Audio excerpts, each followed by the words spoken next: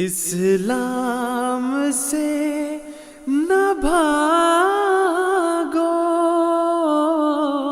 راہ خدا یہی ہے۔ اے سونے والو جاگو، شمس الضحیٰ یہی ہے۔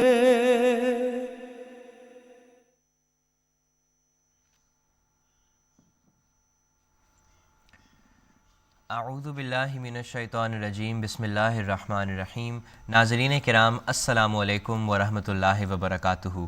پروگرام راہ خدا لے کر ایک مرتبہ پھر آپ کی خدمت میں حاضر ہیں۔ اس پروگرام میں ہم جماعت احمدیہ کے عقائد کے متعلق بات چیت کرتے ہیں، اسلام کی حقیقی اور خوبصورت تعلیمات کو دنیا کے کناروں تک پہنچانے کے لیے آپ کی خدمت میں حاضر ہوتے ہیں۔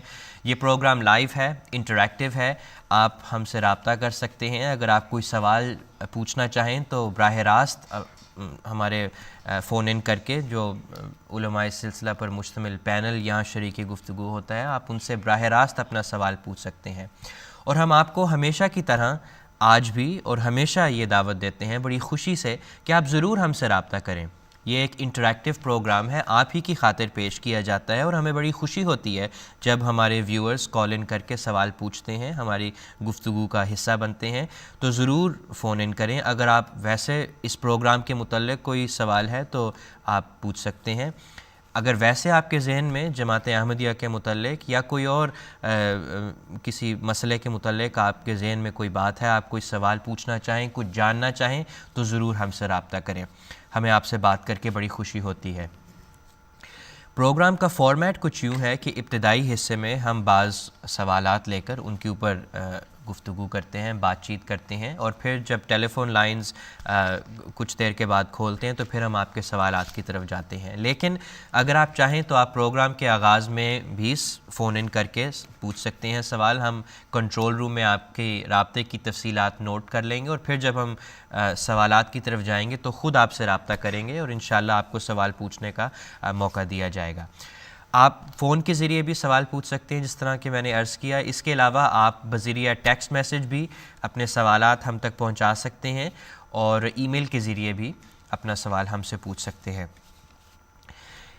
اس سیریز میں خاص طور پر ہم ایک تاریخی سفر کر رہے ہیں، اور ہم نے دیکھا کہ کس طرح ہمیشہ کی طرح جو حضرت اقدس مسیح موعود علیہ السلام کی تعلیمات ہیں، دراصل جو حضرت صلی اللہ علیہ وسلم کی تعلیمات ہیں کہ ایک مسلمان کو ایک مفید وجود بننا چاہیے اور ہر قسم کی دنیا کی بھلائی کے لیے کام کرنا چاہیے۔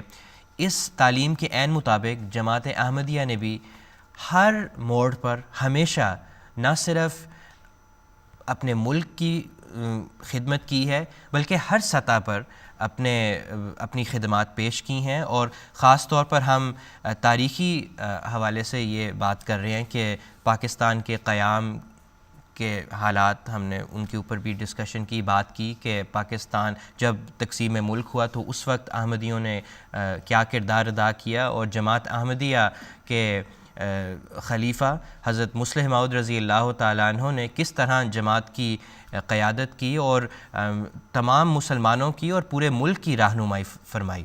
اور اس حوالے سے پھر ہم نے بات کو آگے لے کر ہم چلے، اور ہم نے پچھلے پروگرام میں خاص طور پر 1953 کے حالات تک بات کی تھی، 1953 کے حالات تک ہم پہنچے تھے، اور یہیں سے ہم آج کی گفتگو کو آگے لے کر چلیں گے۔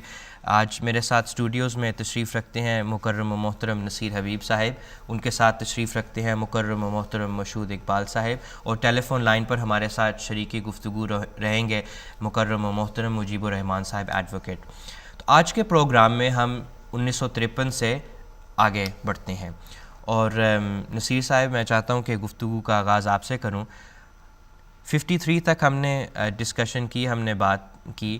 اب اگر اس کے بعد کے حالات کو دیکھا جائے، 1974 وہ سال ہے، بڑا تاریخی سال ہے، جس میں بہت سارے ہمیں مختلف سطح پر، مختلف جگہوں پر ایک ہمیں ڈائنامکس نظر آتے ہیں۔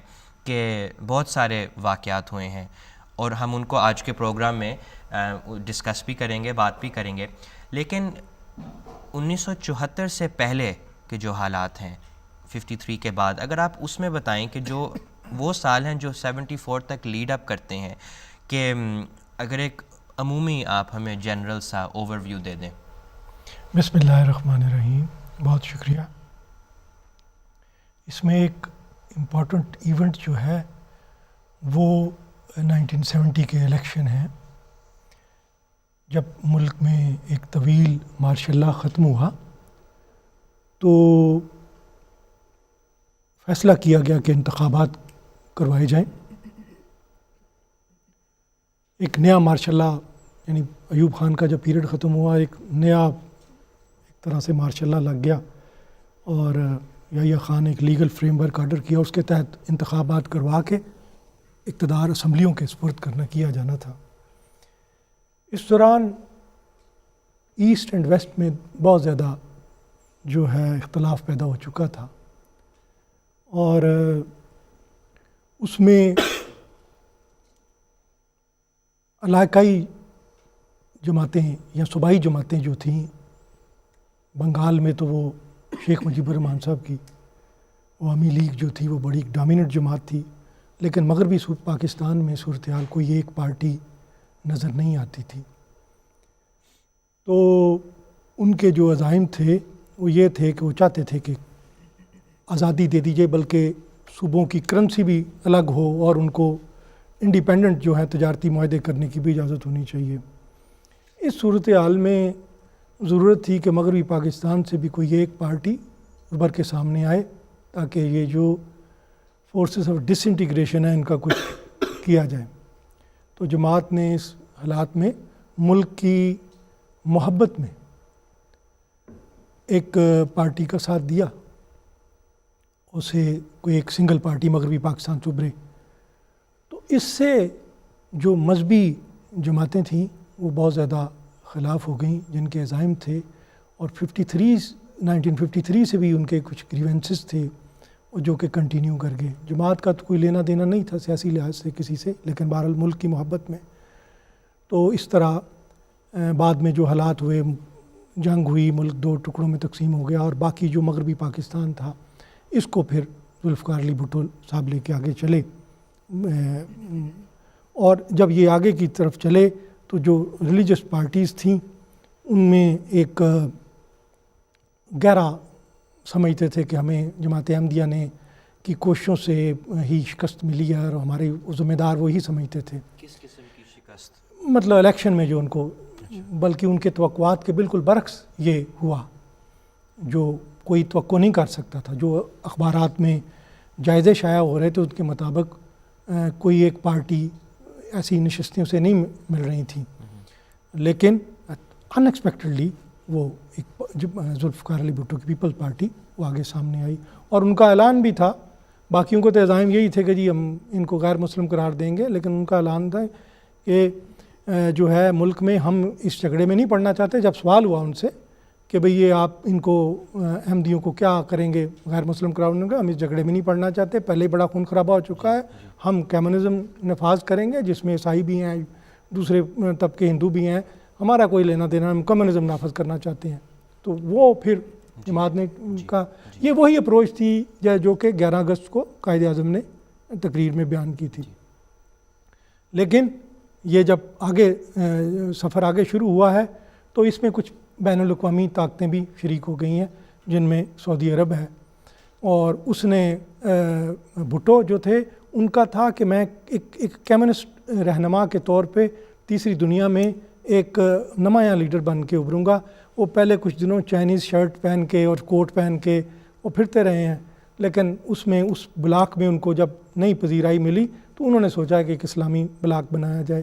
تو سعودی عرب جو تھا دنیا میں، اس نے بھٹو کی کتاب ہے میتھ آف انڈیپینڈنس، اس میں لکھا ہے دنیا میں اصول ہے، پہلے تھا کہ ڈیوائڈ اینڈ رول، لیکن اب یہ رول ہو گیا یونائٹ اینڈ رول، کہ مختلف گروپ بنا دیے جائیں ملکوں کے، دین پھر ان کو کنٹرول کیا جائے۔ تو سعودی عرب کے ذریعے بعض بین الاقوامی طاقتیں بھی چاہتی تھی اسلامی دنیا کو کنٹرول کرنا، بھٹو صاحب بھی اس میں شامل ہو گئے۔ لیکن سعودی عرب کے ساتھ مسئلہ یہ تھا کہ وہ وہابی تھا، وہابیوں کو بریلوی پسند نہیں کرتے تھے جو پاکستان کی اکثریت ہے، تو چنانچہ ان کو آگے کیا گیا اور ان کے ساتھ یہ کہا گیا کہ یہ مدارس اور مساجد کے لیے امداد دیں گے، اور ساتھ یہ مشروط کر دیا گیا اس میں احمدیوں کی مخالفت بھی۔ اس سے امداد لینے والوں کو کوئی حرج نہیں تھا، وہ امداد لیتے تھے۔ اس طرح شاہ فیصل کو پروجیکٹ کیا گیا، بھٹو صاحب شامل ہو گئے اور ایک احمدیت کا اس میں اس حوالے سے آ گیا۔ اور بین الاقوامی جو قوتیں تھیں وہ بھی احمدی جماعت جو تھی ان کے نظر میں تھی۔ ڈنمارک کو رشیا نے 1970 میں کہا مسلمانوں کو وہاں کہ تم یہاں مسجد بناؤ اور سینٹر بناؤ، ہم تمہیں پیسے دیں گے۔ اس کا مطلب ہے کہ بعض بین الاقوامی طاقتوں کے ذہن میں جماعت کا تھا اور انٹرنیشنلی وہ سمجھتے تھے کہ یہ ہمارے عزائم کی راہ میں رکاوٹ ہے۔ ہمارا اسپرچل پروگرام تھا، ہم اسپرچل یونیفیکیشن ورلڈ کی چاہتے تھے۔ فزیکل ورلڈ یونیفیکیشن تو دنیا کی ہو رہی ہے، لیکن ہم چاہتے تھے اسپرچل یونیفیکیشن ورلڈ کی ہو۔ اس کے راستے میں بعض طاقتیں جو تھیں وہ انوالو تھیں، لہٰذا بھٹو صاحب کا اس کا شاہ فیصل کے ساتھ ہوا معاہدہ، جماعت احمدیہ کو ٹارگٹ کر لیا گیا۔ اس طرح پھر یہ واقعات 74 تک آگے چلے ہیں۔ جو پھر ایک واقعہ پیش آیا وہ واقعہ آئسولیٹڈ نہیں ہے، وہ کلمینیشن ہے ایک لمبے ٹرینڈ کی، اور ہم اس کی تفصیل سے بات بھی کریں گے۔ مشہور صاحب، اب بظاہر اب جو نصیر صاحب نے ہمیں باتیں بتائی ہیں اس سے لگتا ہے کہ یوں ضمنی طور پر ایک سیاسی لیول پر ریلیشنز تھے سعودی عرب کے، اور وہ ایڈ بھی دیتا تھا، سب کچھ تھا، اور ساتھ کہتے تھے کہ احمدیوں کی مخالفت بھی کرنی ہے۔ تو کیا یہی ایک بات ہے جس کی وجہ سے ہم یہ کہہ سکتے ہیں کہ یہ جو مخالفت ہے جماعت احمدیہ کی وہ مذہبی سے پھر سیاسی رنگ پکڑ گئی، یا بعض اور فیکٹرز بھی تھے؟ دیکھیں، اس دور میں پاکستان کی پولیٹیکل سچویشن جتنی نازک تھی، تاریخ میں اس سے بڑھ کر نازک کبھی نہیں رہی۔ 65 کی وار انڈیا کے ساتھ ہم نے ون کی، تاشقند کا معاہدہ اس کے بعد 1967 میں ہوا، جس کی وجہ سے ایوب خان کی اپنی کیبنٹ کے اندر فال آؤٹ ہوا، بھٹو صاحب ان سے علیحدہ ہو گئے، ان کو نکال دیا گیا وزارت سے، اور پھر انہوں نے 67 میں اپنی پولیٹیکل پارٹی بنا لی۔ 69 کے اندر ایوب خان ریزائن دے دیتے ہیں، اور پاکستان کے اندر یہ لیبر کی اسٹرائکس جو کہ بھٹو صاحب نے ان کے خلاف ایک مہم شروع کر دی ہوئی تھی، اور دوسری طرف ایسٹ پاکستان کے اندر مجیب الرحمان اور عوامی لیگ جو تھی وہ اپنے زور و شور سے پولیٹیکل ایکٹیویٹیز کو لے کے چل رہی تھی۔ اچھا، پھر اس کے بعد یحییٰ خان جو ہے انہوں نے الیکشن کرانے کی 1.5 سال کا وقت تھا جس کے اندر انہوں نے الیکشن کرانے تھے، لیگل فریم ورک آرڈر آیا، مارشل لاء کا نفاذ تھا۔ ایسٹ پاکستان کے اندر عوامی لیگ اپنی پولیٹیکل ایکٹیویٹیز کو بڑی زور و شور سے اور تیزی سے آگے لے کے چل رہی تھی، اور بلا شبہ ایک مقبول عام پارٹی تھی وہاں پہ۔ اس کے برعکس پاکستان کے اندر کم و بیش 10 مختلف سیاسی پارٹیاں تھیں۔ مسلم لیگ کے 3 دھڑے تھے، پیپلز پارٹی نو مولود پارٹی تھی، اسی طرح سے جماعت اسلامی، جمعیت علماء اسلام پاکستان، اسی طرح سے جماعت اسلامی اور دوسری دیگر جماعتیں جو تھیں۔ تو سیاسی لحاظ سے بہت بری حالت تھی۔ دسمبر 71 کے اندر ہماری انڈیا کے ساتھ وار شروع ہو گئی، وی لاسٹ دا وار۔ قوم کا مورال پہلے ہی بہت ڈاؤن تھا، پولیٹیکل لیڈرشپ وہاں پہ کوئی نہیں تھی۔ وار کے فوراً بعد یحییٰ خان نے استعفیٰ دیا، بھٹو صاحب نے بطور پریزیڈنٹ پوزیشن لے لی، اور پھر اس کے بعد ایک نئے قانون کی تیاری کا عمل سامنے آیا۔ الغرض سیاسی لحاظ سے بتایا بہت ہی کمزور پوزیشن تھی، جنگ ہارے ہوئے تھے، پولیٹیکل یونٹی نہیں تھی، اکنامک لحاظ سے ڈاؤن ٹرینڈ کی طرف ہم جا رہے تھے، مورلی قوم کی کوئی حیثیت نہیں تھی، سوشلی ہم نیچے جا رہے تھے، کوئی ڈائریکشن نہیں تھی۔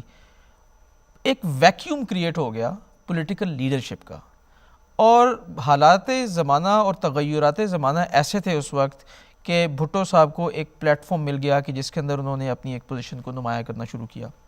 اسی طرح سے یونائٹڈ نیشنز کی سیکیورٹی کاؤنسل کے اندر بھٹو صاحب کی ایک اپیئرنس ہوئی، اور اس کے بعد اس کو ٹیلی وائز کیا گیا، جس میں انہوں نے بڑی جوشیلی تقریر وہاں پہ کی، اور قرارداد کے صفحے پھاڑ کے وہ وہاں سے نکلے، اور کافی جوشیلا انداز تھا۔ پاکستان میں ان کی مقبولیت میں خاص اضافہ ہوا۔ اچھا، اب یہ وہ دور تھا کہ جہاں پہ پاکستان 2 حصوں میں تقسیم ہو چکا ہوا ہے۔ ایسٹ پاکستان بنگلہ دیش کی صورت میں ہے، مغربی پاکستان جو ہے وہ اپنے کانسٹیٹیوشن ٹربلز کے اندر آ رہا ہے بیچ میں۔ اس دور کے اندر جیسے کہ نصیر حبیب صاحب نے بھی بتایا کہ سعودی عربیہ کے اپنے انٹرسٹ تھے، انہوں نے پہلے مجیب الرحمان کو آفر کی کہ آپ اپنے کانسٹیٹیوشن کو یا اپنے نو مولود مملکت کو اسلامی مملکت ڈکلیئر کریں. مجیب الرحمان نے اس بات کو ماننے سے انکار کر دیا. دوسری طرف جیسے میں نے بھی ضمناً حوالہ دیا کہ اقتصادی طور کے اوپر ہم ایک بہت بری سچویشن کے اندر جا چکے ہوئے تھے, تو ہمیں فنڈنگ کی ضرورت تھی. سعودی عربیہ نے وہ فنڈنگ آفر کی اور اس شرط کے اوپر کہ آپ اسلامک قوانین جو ہے وہ اپنے ملک میں نافذ کریں اور ایک اسلامک ریاست اس کو ڈکلیئر کریں. بھٹو صاحب کا اسلام سے کوئی تعلق نہیں تھا. برکلے اور آکسفورڈ کے وہ پڑھے ہوئے تھے. By profession he was qualified barrister from Lincoln's Inn, اور جب پڑھائی کے بعد واپس گئے تو اس کے بعد وہ گورنمنٹ کی مختلف منسٹریز کے اندر وہ شمولیت انہوں نے اختیار کی. تو سعودی عرب کی طرف سے یہ جو معاہدہ تھا یا جو ڈیمانڈ تھی اس کی گہرائی کو بھٹو صاحب کا اس سے کوئی تعلق نہیں تھا. فنڈنگ لینے کے لیے انہوں نے اس کو ویلکم کیا. اچھا, اسی طرح سے ایٹ دا سیم ٹائم جب بھٹو صاحب کو ایک پلیٹ فارم ملنا شروع ہوا, پہلے وہ پریزیڈنٹ کے منصب کے اوپر فائز ہوئے, 2 سال اس کے اوپر رہے. ان دا مین ٹائم ایک عبوری کانسٹیٹیوشن پاس کیا گیا اور پھر ایک پرماننٹ کانسٹیٹیوشن کی طرف ہم جا رہے تھے.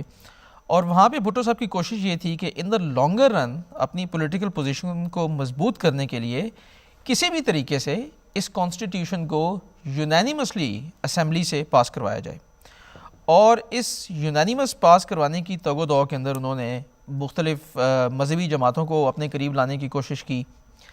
پاور میں آنے کے بعد بھٹو صاحب کو یہ احساس ہوا کہ چونکہ اب میں پاور میں آ گیا ہوں, کرسی میری بڑی مضبوط ہے, تو اس سچویشن کے اوپر اب مجھے جماعت احمدیہ جیسی چھوٹی موٹی جماعت کی ضرورت نہیں ہے. اگرچہ 1970 کے الیکشنز میں ملک کے مفاد کو مد نظر رکھتے ہوئے جماعت احمدیہ نے اس وقت پاکستان پیپلز پارٹی کا ساتھ دیا, کیونکہ ضرورت اس بات کی تھی کہ مغربی پاکستان کے اندر بھی کوئی ایک سنگل پارٹی ابھرے جو کہ کسی طریقے سے پاکستان کے اوور آل مفادات کو پروٹیکٹ کر سکے. بہرحال اس دور میں انہوں نے مولویوں کی طرف ہاتھ بڑھایا, کنسیشنز دیں. اب وہ کنسیشنز جو تھیں وہ یہ تھیں کہ مولویوں نے یہ ڈیمانڈ کی کہ جو حلف نامے ہوں گے پریزیڈنٹ کے لیے اس کے اندر فائنلٹی آف پروفٹ ہوڈ کو یعنی ختم نبوت کو شامل کیا جائے. تو سب سے پہلے جو حلف نامہ تیار کیا گیا صدر پاکستان کے لیے, اس کے اندر پہلی دفعہ آئین میں ختم نبوت کی شق کو شامل کیا گیا. پھر جب کانسٹیٹیوشن نے یہ روپ لی کہ پرائم منسٹر جو ہے اس کے پاس زیادہ ایگزیکٹو پاورز ہوں گی, تو پھر مولوی نے کہا کہ جی یہی ختم نبوت کی شق جو ہے وہ پرائم منسٹر کے عہدے کے لیے بھی آپ لگا دی جائیں. بھٹو صاحب نے یہ کنسیشن بھی مان لی. اچھا, ان کنسیشنز کو لینے کے بعد اب یہ جو بنیادی کنسیشنز تھیں یہ سیٹنگ سٹونز تھے جو کہ بعد میں چل کے ایک بڑی تباہی کا پیش خیمہ ثابت ہوئے. لیکن مشہور صاحب ابھی آپ ذکر کر رہے تھے ایک عام بندے کے لیے اگر وہ ان حالات کو سمجھنے کی کوشش کرے, تو ابھی آپ نے بتایا بھٹو کو ضرورت نہیں تھی کسی مذہبی جماعت کی سپورٹ کی, کیونکہ وہ پہلے ہی مستحکم ہو چکا تھا اپنی کرسی پہ, تو کیوں اس نے ان چیزوں کی اجازت دی سیکولر ہونے کے باوجود؟ کہ کس طرح ان جماعتوں کو یہ دوسری جماعتوں کو یہ یہاں تک پہنچ گئے کہ انہوں نے ان چیزوں کو شامل کرنا شروع کر دیا؟ جس طرح میں نے بتایا کہ یہ ایک عبوری قانون جب پاس ہوا اس کے تحت بھٹو صاحب ابھی ملک کو لیڈ کر رہے تھے. فائنل کانسٹیٹیوشن بننا تھا. اسمبلی کے اندر آپ کو آبویسلی ایک اسپیسیفک میجورٹی کی ضرورت ہوتی ہے. ان پولیٹیکل حالات کو مد نظر رکھتے ہوئے بھٹو صاحب کی یہ حد الوسع کوشش تھی کہ لانگر رن میں اپنی پولیٹیکل پاور کو سٹیبلائز کیا جائے اور مذہبی جماعتوں کو اپنے ساتھ ملا کے پاور کی بندر بانٹ کی جائے. اور ان دا لانگ رن وہ اپنی پوزیشن کو سیکیور کرنا چاہ رہے تھے, کیونکہ ان دنوں میں بعض وزراء ان کو یہ بھی مشورے دیتے تھے کہ الیکشنز جو ہیں وہ وقت سے پہلے کروائے جائیں, آپ کی مقبولیت میں اضافہ ہے, اور آپ کانسٹیٹیوشن پاس کروانے کے بعد الیکشنز کا آغاز کروائیں. مولانا کوثر نیازی نے ان کو ایک دور کے اندر یہ مشورہ دیا. بہرحال اگین واپس آپ کے اسی سوال کی طرف آتا ہوں. تو اپنے دور رس مفادات کو ذہن میں رکھتے ہوئے اپنی پرائم منسٹرشپ کو لمبے دور کے اوپر ایکسٹینڈ کرنے کے لیے مولویوں کے ساتھ مل کے انہوں نے اپنی پوزیشن کو زیادہ اسٹرینتھن کرنے کی کوشش کی, اور یہی وجہ تھی انہوں نے ان کو اپنے ساتھ کانسٹیٹیوشن کے اندر شامل کیا. اور جس طرح میں نے بتایا کہ مذہب سے بھٹو صاحب کو کوئی تعلق نہیں تھا, مذہب کی میم کا بھی ان کو اندازہ نہیں تھا. سوشلسٹ آدمی تھے اور سوشلسٹ ریفارمز وہ لے کے آنا چاہتے تھے. صرف اپنی پاور کو سیکیور کرنے کے لیے انہوں نے مولویوں کو ساتھ ملایا, اور یہی چیز بعد میں ان کے زوال کا سبب بنی. بہرحال جس طرح میں بتا رہا تھا کہ اوپر سے سعودی عربیہ جو تھا وہ بھی یہ چاہتا تھا کہ پاکستان جو ہے وہ ایک اسلامی مملکت ڈکلیئر ہو. سعودیہ کا پریشر تھا, ایڈ ان کی طرف سے آ رہی تھی, مولوی جو تھے یہ ویسے ہی سعودیہ کو اس حساب سے ان کے انٹرسٹ میں تھا، کیونکہ سعودیہ بھی وہی بات کر رہا تھا. بھٹو صاحب کو خواہش تھی کہ وہ کسی طریقے سے ایک سیاسی لیڈر بن کے ابھریں امت مسلمہ کے اندر، اور اسی طرح سے اس پوزیشن کو، سیاسی پوزیشن کو سیکیور کرنے کے لیے سعودی عربیہ کے جو فرمانروا تھے شاہ فیصل، اس وقت ان کا نام پرپوز ہوا کہ یہ امت مسلمہ کا ایک روحانی لیڈر کے طور کے اوپر ان کو پیش کیا جائے، جس کی وجہ سے پھر لاہور میں 1974 میں یہ اسلامک سربراہی کانفرنس بھی کی گئی. یہ 3-4 چیزیں حالات کے اندر اکٹھی ایک ایسے وقت کے اوپر آ گئیں کہ جن کی وجہ سے قسم پرسی کی حالت تھی، اور یہ قانون جو تھا انیشلی اس کے سٹیپنگ سٹون اس دور میں رکھے گئے.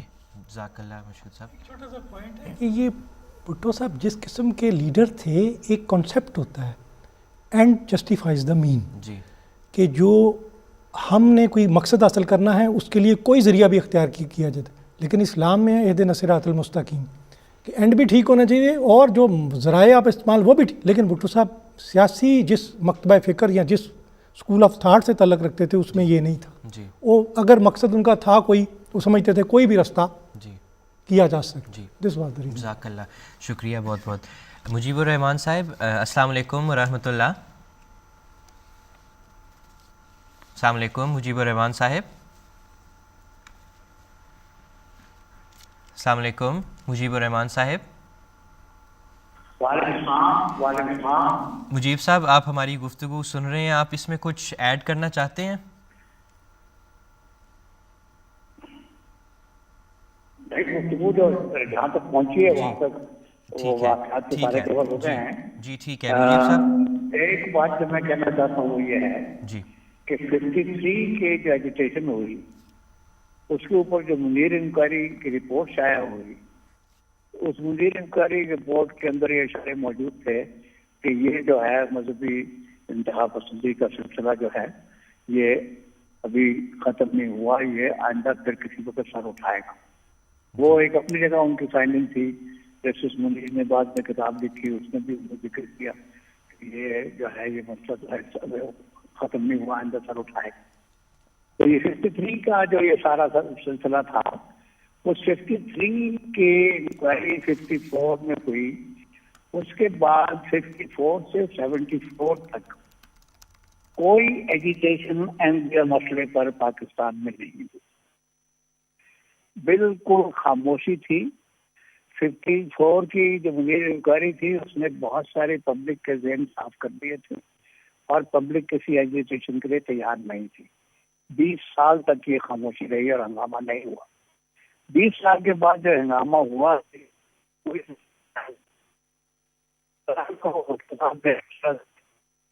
کیا کس طرح سے اس کو پلیس کیا، کس طرح سے پولیٹیکل فورسز کو آگے آئے یا آگے بڑھیں گے، یہ بات سامنے آئے گی.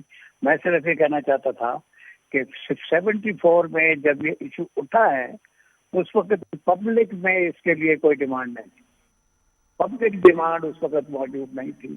پبلک ڈیمانڈ جو ہے بھٹو صاحب نے وہ ربوہ اسٹیشن کا ہنگامہ کروا کے ایجیٹیشن کروائی، پبلک ہنگامہ کروایا، وہ مینوورڈ اور مینوپولیٹڈ تھا. حضرت خلیفۃ المسیح ثالث جب اسمبلی میں پیش ہوئے، اسمبلی میں نہیں، اس نے سمدانی ٹریبیونل میں پیش ہوئے، اس واقعے کی انکوائری کر رہا تھا سمدانی ٹریبیونل. تو ایک موقع پر حضرت خلیفۃ المسیح ثالث نے یہ بیان دیا کہ ربوہ کے واقعے کے تسلسل میں سارے پاکستان میں فسادات کروائے گئے. تو سمدانی صاحب نے ڈکٹیشن یہ دی کہ in consequence of the Rabwa incident, disturbances erupted in the rest of the country. حضرت خلیفۃ المسیح ثالث ان کو ٹوکا کہ میں نے یہ نہیں کہا. In consequence نہیں, in continuation of Rabwa incident, the disturbances erupted. تو حضرت خلیفۃ المسیح ثالث تھے وہ بعد کے فسادات کو یہ تسلسل قرار دے رہے تھے ربوہ کے واقعے کا، جس کا مطلب یہ ہے کہ ربوہ کا واقعہ مینوپولیٹ کیا گیا، کروایا گیا. اس کے بعد یہ سارے ہنگامے 74 کے لیے. باقی پھر اسمبلی میں آیا، بھٹو صاحب نے کہا کہ نہیں میں اس کو اسمبلی میں لے جاتا ہوں. تو اسمبلی میں لے گئے. تو بھائی کوئی ان سے پوچھے فسادات ہو جاتے ہیں, اسٹوڈنٹس لڑ پڑتے ہیں, نوجوان لڑ پڑتے ہیں. روزانہ اس زمانے میں جمعیت علماء اسلامی اور پی ایس ایف جو تھی پیپل اسٹوڈنٹ فیڈریشن, ان کے پنجاب یونیورسٹی میں فساد ہوتے تھے, ان کے ہاسٹل پہ اسلحہ بھرا ہوا تھا. تو یہ روز فساد ہوتے تھے, شیعہ سنی فساد بھی ہوتے رہتے تھے ملک میں. تو کیا جب کوئی شیعہ سنی فساد ہو تو اس کے اوپر اسمبلی میں یہ طے کر دینا چاہیے کہ شیعہ مسلمان ہیں یا سنی مسلمان. جی مجیب صاحب فساد ہو تو کیا ہو, معاملہ اسمبلی میں جانا چاہیے کہ مجیب صاحب ہم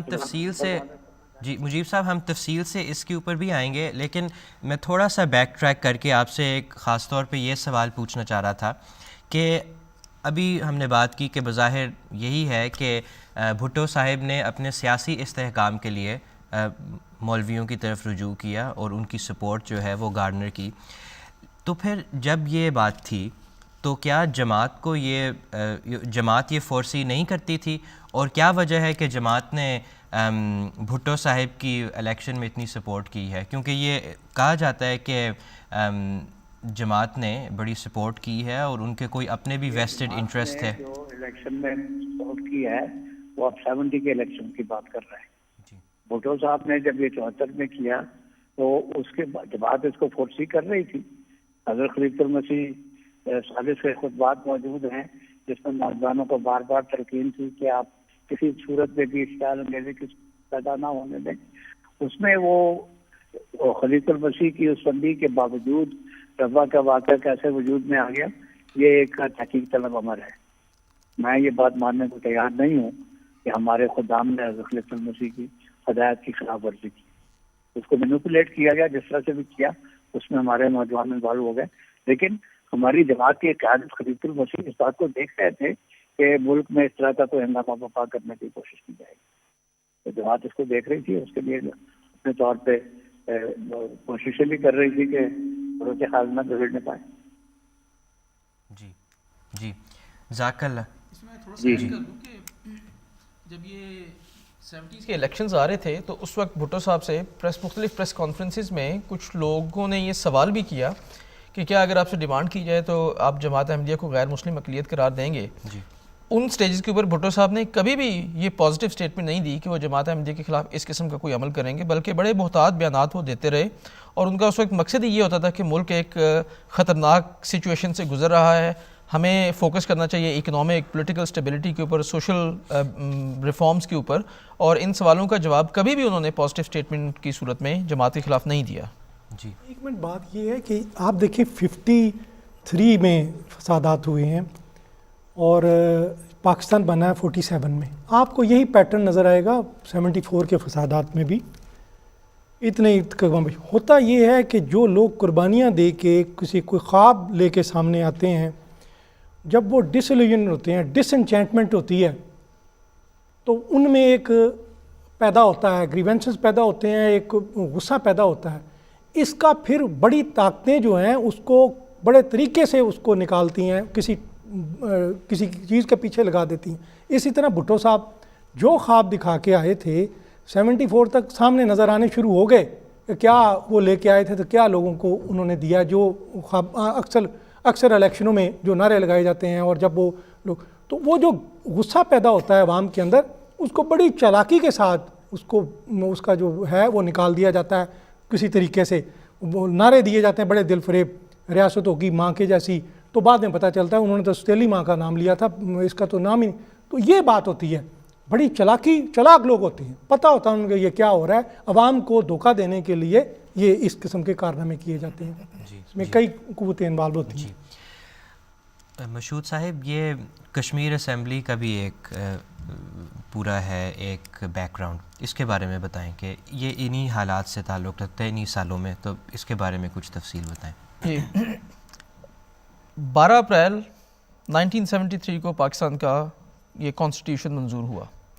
اس کے 2 ہفتے کے بعد آزاد کشمیر میں ان کی اپنی اسمبلی کی ایک کارروائی ہوئی.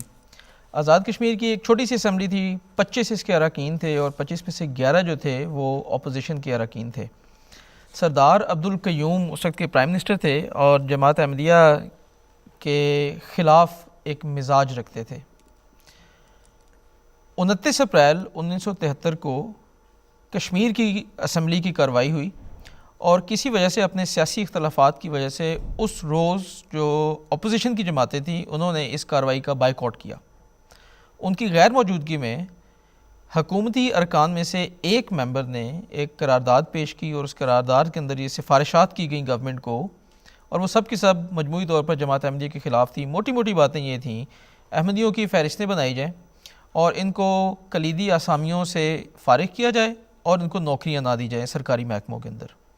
دوسری بات، ان کو غیر مسلم اقلیت قرار دیا جائے، پھر ان کا داخلہ جو ہے وہ کشمیر میں روکا جائے۔ اچھا، اب یہ قرارداد حکومتی ممبر نے اپوزیشن اراکین کی ایبسنس کے اندر کشمیر اسمبلی کے اندر پیش کر دی اور اس کو اسمبلی نے پاس کر لیا، اور اس کی کوئی قانونی حیثیت نہیں تھی، یہ صرف ایک ریکمنڈیشن تھی، ایک سفارشی قرارداد تھی جو پاس کی گئی۔ بعد میں آنے والے حالات سے پتہ چلتا ہے کہ جیسے کہ یہ ایک ٹیسٹ ایکسپلوژن تھا تاکہ ری ایکشن چیک کیا جائے اس کے اوپر۔ چھوٹی سی اسمبلی ایک محدود خطہ زمین کے اوپر جس کی کوئی پولیٹیکل حیثیت نہیں ہے، لیکن جب یہ قرارداد پاس ہوئی تو اس کے بعد اس کو میڈیا میں بڑا اچھالا گیا۔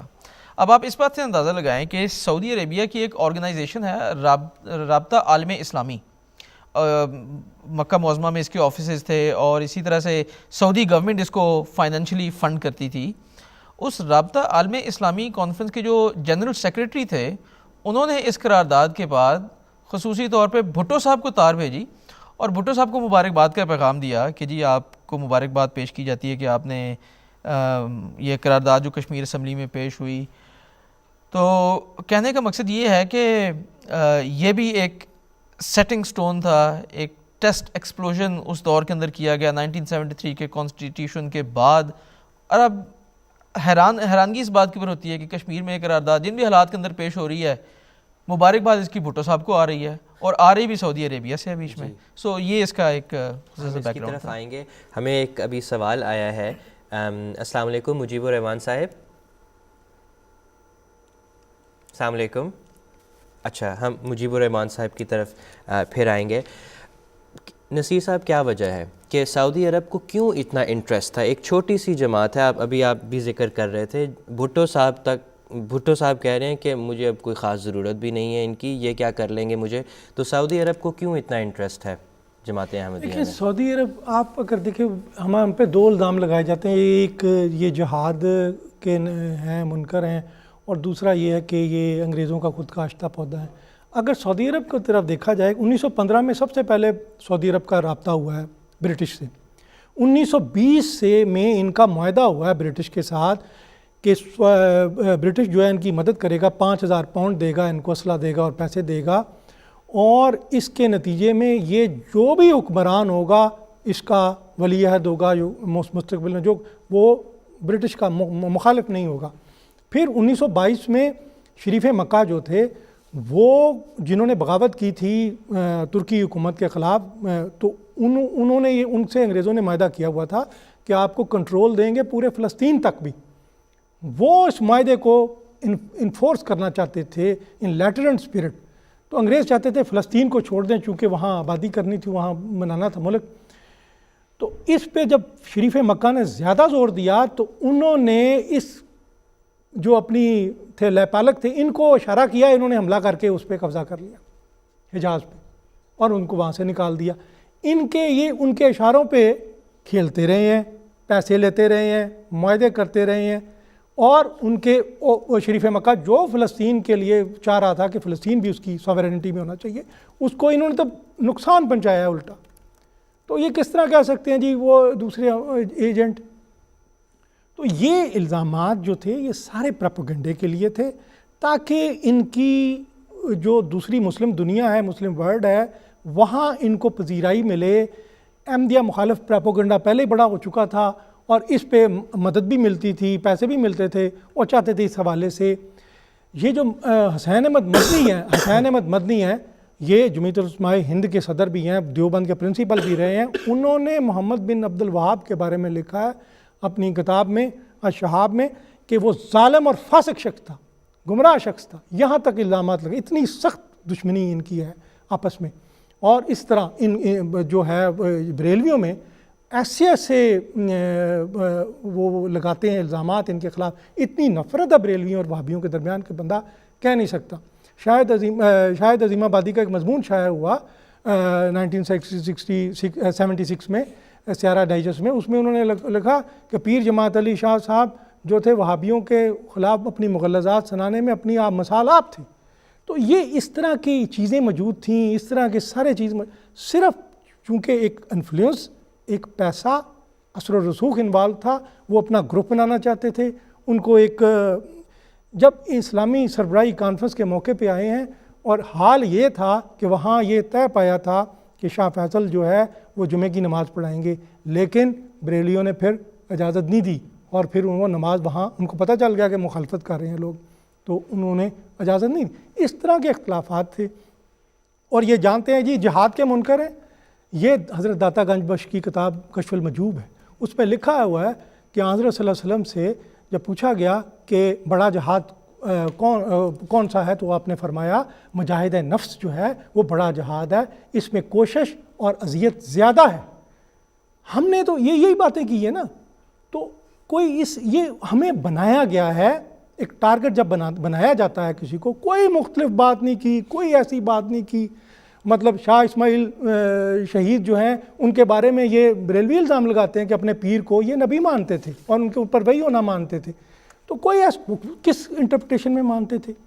تو یہ ایک بنایا گیا, کیونکہ ہماری وہ جماعت تھی کہ وہ واحد جماعت تھی جو کہ اسپرچول یونیفیکیشن ورلڈ کی چاہتی تھی. خوفناک, دنیا نے مٹیریل انفراسٹرکچر بنا دیا ہے, دنیا یونائٹ ہو گئی ہے, لیکن جو اسپرچول ڈس انٹیگریشن ہے یا یہ جو ہے یہ اس قدر بڑا یعنی نقصان ہے کہ مجھے خیال آ رہا ہے کہ ایک بار مشہور جو مورخ تھے ٹائنبی 1950s میں انہوں نے کہا کہ یہ جو انسانی تہذیب کی کشتی ہے یہ تاریخ کے سمندر میں 5000 میل کا فاصلہ طے کر کے آ گئی ہے اور چٹانوں کی طرف بڑھ رہی ہے, اور جس سے چکر کھا کے نکل جانا کشتی چلانے والے کے بس میں نہیں ہے. وہ کہتے تھے کہ جب تک ایک سپر نیچرل فیتھ نہ ہو. ہم حضرت مسیح موعود علیہ السلام کے زمانے سے 1907 میں انہوں نے خبردار کیا ایشیا تو بھی امن میں نہیں ہے, یورپ تو بھی. پھر ویبلے کانفرنس پہ حضرت مسلم موعود رضی اللہ تعالیٰ عنہ نے, پھر حضرت خلیفۃ المسیح ثالث رحمہ اللہ ادھر آئے ہیں یورپ کے, انہوں نے وارن کیا. پھر حضرت خلیفۃ المسیح رابع نے 90s میں وارن کیا. پھر ہمارے موجودہ پیارے امام نے اب بھی ان کو وارن کیا ہے کہ یہ جو بلیک ہول کریٹ ہو رہا ہے وہاں سیریا میں, یہ نکل جائے گا, اور یہ سب کی ذمہ داری ہے کہ اس کال آف ڈیوٹی کو سمجھیں. جو جہاں ہے وہ جو ہے اس ڈیوٹی کو سمجھے. آسمانی بادشاہ کا جو موسیقار ہے وہ نوبت کو زور سے بجائے تاکہ یہ کشتی جو ہے بڑی سہولت سے بچ کے نکل جائے, ورنہ بہت زیادہ خطرہ. جزاک اللہ نصیر صاحب. مجیب الرحمان صاحب السلام علیکم. وعلیکم السلام. مجیب الرحمان صاحب, ہمیں الطاف شاہ صاحب کی طرف سے ایک سوال ہے, انہوں نے انگلش میں سوال کیا ہے. وہ کہتے ہیں کہ احمدی لوگ یہ دعویٰ کرتے ہیں کہ 73واں فرقہ جو ہے جس کا ذکر احادیث مبارکہ میں آتا ہے وہ ہیں کہ ہم وہ ناجی فرقہ ہیں جس کا ذکر حضرت صلی اللہ علیہ وسلم نے فرمایا. لیکن وہ کہتے ہیں کہ یہ کیسے ہو سکتا ہے, کیونکہ احمدیوں کے بھی کئی فرقے ہیں ان کے کہنے کے مطابق, اور یہ کس طرح پتہ چلے کہ ناجی فرقہ کون سا ہے؟ وہ تو سارے دعویٰ کرتے ہیں کہ ہم سچے ہیں. اچھا, یہ جو ہے جی میری آواز آپ کو آ رہی ہے؟ جی مجیب صاحب آ رہی ہے.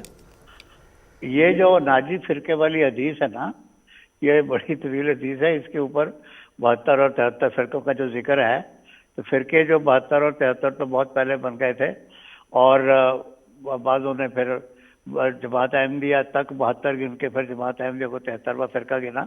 جو پہلے 72 فرقے ہیں ان میں بھی بیچ میں آگے کئی فرقے ہیں. تو یہ 72 کی 73 کی تعداد جو ہے وہ گنتی اس طرح سے نہیں ہوتی. یہ جو محاورے میں کہا جاتا نا, میں نے تمہیں 100 بار کہا ہے تم سنتے نہیں ہو, تو یہ اس طرح کا محاورہ ہے جو حدیث شریف میں ہے. لیکن ناجی فرقہ کون سا ہے اس کے بارے میں تو دوسری احادیث سے پوری نشاندہی ہوتی ہے. اور وہ جو حدیث مختلف حدیثیں جو خلافت کے بارے میں ہیں کہ اللہ تعالیٰ نے رسول کریم کو بھیجا، حضور نے فرمایا کہ جب تک میں ہوں اس وقت میرے بعد خلفاء ہوں گے، خلفاء راشدین ہوں گے، اس کے بعد پھر وہ ظالم بادشاہ ہوں گے، اس کے بعد پھر بادشاہت جو اور زیادہ ظلم کی طرف بڑھ جائے گی، اور اس کے بعد یہ فرمایا کہ پھر اس کے بعد خلافت کا دور، ثم تکون الخلافت علی منہاج النبوت، پھر خلافت جو ہے منہاج نبوت پر جاری ہوگی۔ تو وہ جو آپ ناجی فرقے کی بات کرتے ہیں اس میں تو رسول کریم نے واضح فرما دیا کہ جب وہ اپنا موعود آئے گا، جب وہ خلافت علی منہاج النبوت پھر جاری ہوگی، وہ اس خلافت علی منہاج النبوت کے لیے ایک نبی کا ہونا ضروری ہے۔ تو وہ تو رسول کریم کی بشارت تھی کہ خلافت علی منہاج النبوت جب جاری ہوگی تو پھر اسلام کے فتوحات کا دور شروع ہوگا، اور ہمارے نزدیک وہ مسیح موعود علیہ السلام سے خلافت علی منہاج النبوت کا دور شروع ہو چکا ہے۔ اور اب جو ہمارے خلفاء ہیں وہ حضرت خلیفۃ المسیح کے آگے خلفاء ہیں، حضرت مسیح موعود علیہ السلام کے آگے خلفاء ہیں۔ تو یہ ناجی فرقہ اس لحاظ سے واضح طور پر وہ ہے جو علی منہاج النبوت ہے۔ اسی مضمون کی دوسری حدیثیں ہیں کہ جب حضور سے لوگوں نے پوچھا کہ حضور ہمیں کیسے پتہ لگے، تو حضور نے فرمایا وہ اس راستے پر ہوں گے جس پر میں ہوں اور تم میرے صحابہ ہیں، اس راستے پر ہوں گے جس پر میں اور میرے صحابہ ہیں، یا اس حال میں ہوں گے جس میں میرے صحابہ ہیں۔ اس میں یہ اشارہ بھی موجود ہے کہ جس طرح سے رسول کریم کو ایذائیں دی گئیں یا تکالیف دی گئیں، وہ فرقہ ایسا ہوگا جس کو تکلیفیں دی جائیں گی۔ یہ جو لوگ بادشاہتیں بنا کے بیٹھے ہوں گے وہ نہیں ہوگی۔ اور پھر اور حدیثیں ہیں جن سے ظاہر ہوتا ہے کہ وہ خلافت جو ہے وہ عرب میں نہیں ہوگی، وہ عجم میں ہوگی، اور سلمان فارسی کا ذکر بھی اس میں آتا ہے۔ تو یہ جو ہے یہ ساری بہت ساری حدیثوں کا بھی یہ طریق ہے پڑھنے کا کہ اس مضمون پر جتنی حدیثیں ہیں ساری ملا کے پڑھی جائیں۔ تو ساری ملا کر پڑھی جائیں تو خلافت علی منہاج النبوت حضرت مسیح موعود علیہ السلام کے ذریعے قائم ہو چکی، اور ناجی فرقہ وہی ہے جو خلافت علی منہاج النبوت پر ہے۔ یہ میں نے ایک دلیل سے بات کی ہے، محض اپنی خوش عقیدگی سے اور اس سے بات نہیں کی۔ دوسرے لوگ جو کہتے ہیں کہ ہم وہ ناجی فرقہ ہیں، وہ کی وجہ بیان کریں کہ وہ کیوں ناجی فرقہ ہیں۔ جی مجیب صاحب جزاک اللہ، شکریہ بہت بہت مجیب الرحمان صاحب۔ ابھی ہم بات کر رہے تھے کہ بھٹو صاحب کے الیکشن میں قوم کے مفاد کے پیش نظر جماعت احمدیہ نے مدد بھی کی، تو پھر وہ کیا وجہ تھی کہ ان تعلقات میں پھر وہ ایک بدلاؤ ہمیں نظر آتا ہے؟ اس میں سیاست میں وہ مشہور ہے کہ وہ دوست اور دشمن جو ہیں وہ مستقل نہیں ہوتے۔ ان میں بھٹو میں نے پہلے ہی عرض کی ہے جیسے کہ وہ اس بات پہ بلیو کرتے تھے کہ اینڈ جسٹیفائز دا مین، کہ وہ بندے کے ذہن میں کوئی مقصد ہو تو اس کے لیے کوئی ذریعہ بھی اختیار کیا جا سکتا ہے، ناجائز ذریعہ بھی اختیار کیا جا سکتا ہے۔ ان کا کوئی ایسا کوئی اصول زندگی میں نظر نہیں آتا تھا۔ انہوں نے جب یہ اسکندر مرزا کو خط لکھا، وہ جو اسٹینلے والپٹ کی کتاب ہے ذوالفقار علی بھٹو پہ، اس میں وہ ذکر ہے کہ انہوں نے اسکندر مرزا خط میں لکھا کہ جب مستقبل کا ہسٹورین آپ کی خدمات کا جائزہ لے گا تو وہ ثابت کرے گا کہ آپ کی خدمات قائد اعظم سے زیادہ ہیں۔ یہ میں خوشامد نہیں یہ انہوں نے لکھا ہے، میں خوشامد نہیں کر رہا، میں ریئلی بات کر رہا ہوں، حقیقت میں بات کر رہا ہوں، یہ ان کے فکرے ہیں۔ اب آپ اندازہ کریں کوئی آدمی اس حد تک بھی کر سکتا ہے تو اس اور اپنے یعنی یہ اتنی جو ہے بڑی بات، اسکندر مرزا کو قائد اعظم کی خدمات کو قائد اعظم کی کر سکتا ہے اپنے مطلب کے لیے، مطلب کے حصول کے لیے، تو وہ کیا نہیں کر سکتا۔ ظفر چودھری صاحب جو ایئر مارشل تھے، انہوں نے لکھتے ہیں، ان کی کتاب ہے، انہوں نے لکھا ہے کہ میں کچھ ہمارے ادارے میں کچھ لوگوں نے ڈسپلن کی خلاف ورزی کی، کوئی بغاوت کا منصوبہ بنایا، میں نے رپورٹ کی اور میری ان کے ساتھ میٹنگ میں یہ طے پایا کہ ان کو فائر کر دیا جائے گا۔ تو میں آ کے مجھے کہا ہاں جی ٹھیک ہے نوٹیفیکیشن جاری کر دیں، کہتے ہیں میں نے چیف آف اسٹاف نوٹیفیکیشن جاری کر دیا۔ اب سینٹر سے جب میں ہدایت لینے کے لیے تیار تو مجھے فون آیا کہ جی وہ جی سینٹر میں دوبارہ آ کے ملے۔ انہوں نے کہا جی بات یہ ہے، وہ اس کی جو ایک بندہ ہے اس کی جو بہن ہے وہ پیپل پارٹی میں ہے تو مجھ پہ تو بڑا پریشر ہے, تو میں تو پہلے 2 بار سوچتا پرائم منسٹر بننے سے پہلے, تو یہ انہوں نے کہا تو پھر میں تو ریزائن کروں گا کیونکہ میں آرڈر نہیں واپس لے سکتا, آپ نیا بنا لیں اس کے ساتھ. یعنی جو شخص انسٹیٹیوشن کا بیڑا غرق کر دے صرف کہ ایک اس کی جو تعلق والا بندہ پیپل پارٹی میں, اس کا کوئی حال ہے؟ وہ کیا ملک کو داؤ پہ نہیں لگا دے گا صرف اپنے مقصد کے لیے؟ یہ ان کی حال, یہ ایویڈنس ہے, 2 میں نے ایویڈنس آپ کو دیے ہیں. تو ان کو یہ کرول ہوتے ہیں یہ جو یعنی لیکن اس کا ان دا لانگ رن بندے کو خمیازہ بھگتنا پڑتا ہے. یہ بندے کا الوژن ہوتا ہے کہ میں کر جاؤں گا, ہوتا نہیں ایسے. تو انہوں نے اس حوالے سے دیکھا جی ضرورت پوری ہو گئی ہے, اور اب نئے دوست بن رہے ہیں, نئے دشمن جماعت اسلامی جس کے ساتھ اختلاف تھا.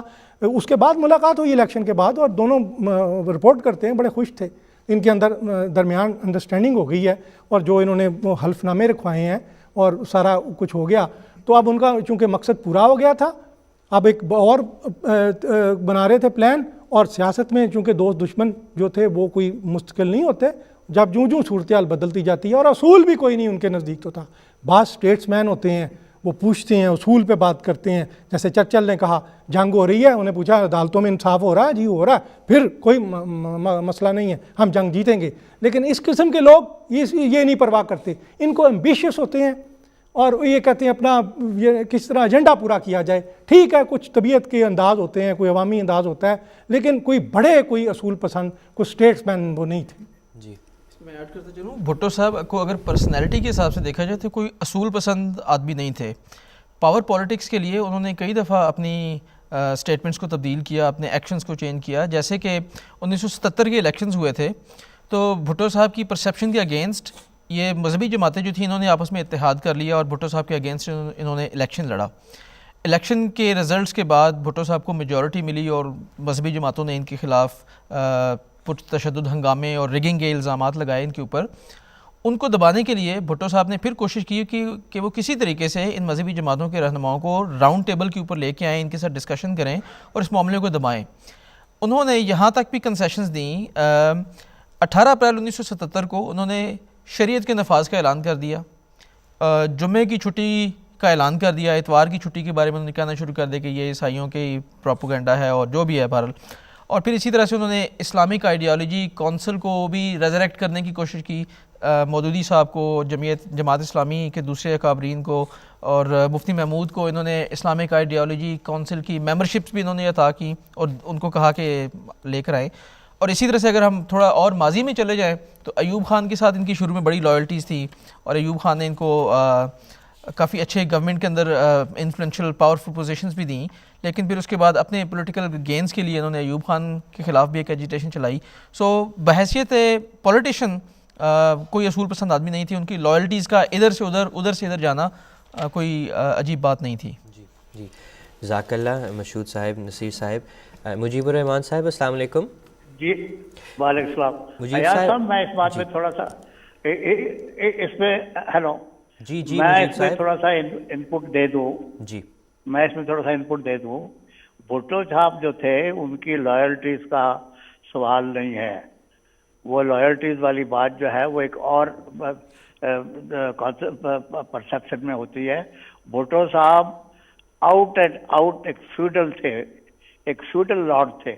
ان کا جو یہ فیوڈل کیریکٹر ہے اس کے نتیجے میں ان کی جماعت کے بھی اثر پڑا اور وہ آخر تک ایک فیوڈل کے انداز میں فیصلے کرنے کے عادی تھے. جماعت احمدیہ نے ان کی مدد کی تھی اصولی بنیادوں پر اور وہ الیکشن میں, لیکن اس کے بعد جو بھٹو کا اندر جو فیوڈل تھا وہ یہ سمجھتا تھا کہ جماعت جو ہے اب گویا میرے تابع فرمان ہو گئی ہے اور میں جماعت کو جیسے چاہوں میں چلاؤں گا. اور وہ سمجھتے تھے کہ خلاف چنوں نے بعض میں حضرت خلیفۃ المسیح ثالث رحمۃ اللہ علیہ نے یہ واضح کر دیا تھا کہ ایک سیاسی فیصلہ اور سیاسی ووٹ ایک اور بات ہوتی ہے, مذہبی معاملات میں دخل اندازی نہیں ہو سکتی. ایک موقع پر بھٹو صاحب نے جب حضرت خلیفۃ المسیح ثالث اس بات سے ناراض تھے تو انہوں نے حضرت خلیفۃ المسیح ثالث کو دعوت دی کہ جی آپ پرائم منسٹر ہاؤس پہ آئے, اور حضور اس دعوت کو قبول نہیں کرنا چاہتے تھے. لیکن پھر حضور گئے اور حضور نے کوئی بات نہیں کی. حضور نے فرمایا کہ آپ نے مجھے دعوت دی تھی, میرا آپ ہیڈ آف دی اسٹیٹ ہے, میں آ گیا ہوں, مجھے آپ سے کچھ نہیں کہنا ہے, آپ مجھ سے کسی اس معاملے کوئی بات نہ کریں. تو بھٹو کا تو ایک فیوڈل ذہن تھا, فیوڈل طریقے سے کام کرتا تھا, اور وہ اس فیوڈل ذہن کے تحت وہ جماعت کو سمجھتا تھا کہ ہمیشہ کے لیے گویا جماعت میری تابع ہو گئی ہے. جماعت سیاسی رنگ میں کسی ایک مسئلے کے اوپر رائے دے دینا اور بات. جی جی سر. مجیب الرحمان صاحب جزاک اللہ, شکریہ بہت بہت. آپ شروع میں ذکر کر رہے تھے یہ ربوہ اسٹیشن کے حوالے سے, میں چاہتا ہوں کہ اگر آپ کچھ تفصیل بتا دیں, یہ ربوہ اسٹیشن والا واقعہ کیا ہے؟ اچھا, ربوہ اسٹیشن والا واقعہ یہ ہے کہ ربوہ اسٹیشن والے واقعے میں وہ ابھی دیکھ رہا تھا, مجھے وہ ڈیٹس نہیں ملی. یہ جو سارا سلسلہ شروع ہوا ہے, یہ میں نے پہلے بھی ذکر کیا تھا کہ بھٹو صاحب نے سعودی عرب کے وہاں پر پیپل پارٹی نے یہ کام کیا. تو وہ یہ انسیڈنٹ جو ہے اس کے اوپر سبدانی ٹریبونل بنا تھا اس کے اوپر تحقیقات کرنے کے لیے.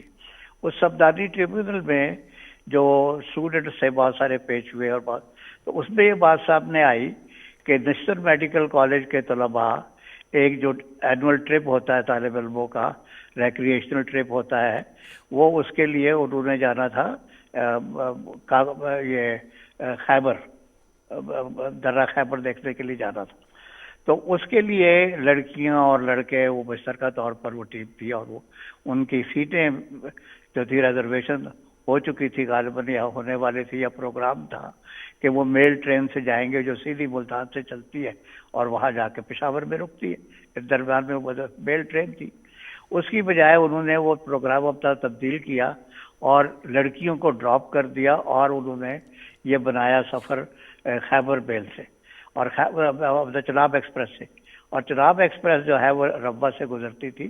تو یہ پروگرام کی تبدیلی بذات خود ظاہر کرتی تھی کہ ربوہ اسٹیشن پر یہ چناب ایکسپریس کے ذریعے سے ان کے کچھ مضموم مقاصد ہے جو وہ پورے کرنا چاہتے ہیں. تو وہ جاتے ہوئے جب وہ ٹرین ربوہ سے گزری ہے تو وہ جاتے ہوئے یہ انکوائری میں یہ باتیں آئیں کہ انہوں نے ربوہ اسٹیشن پر فوش نعرے لگائے اور فوش حرکات کی اور فوش ڈسپلے کیے, اور اس طرح سے ربوہ والوں کو اشتعال دلانے کی کوشش کی. حضرت خلیفۃ المسیح ثانی توجہ دلاتے رہتے, ربوہ والوں نے اس موقع پر کوئی ری ایکشن نہیں دیا. آپ کو پتہ ہے کہ ربوہ ریلوے اسٹیشن جو ہے وہ آبادی کے بیچ میں سے گزرتا ہے. اس آبادی کے بیچ میں مکانات ہیں, خواتین ہیں, عورتیں ہیں, بچے ہیں. اس علاقے میں جس طرح سے انہوں نے فوش حرکات کی ہے وہاں سے گزرے, اشتعال ہونا لازمی تھا, لیکن وہ چلے گئے.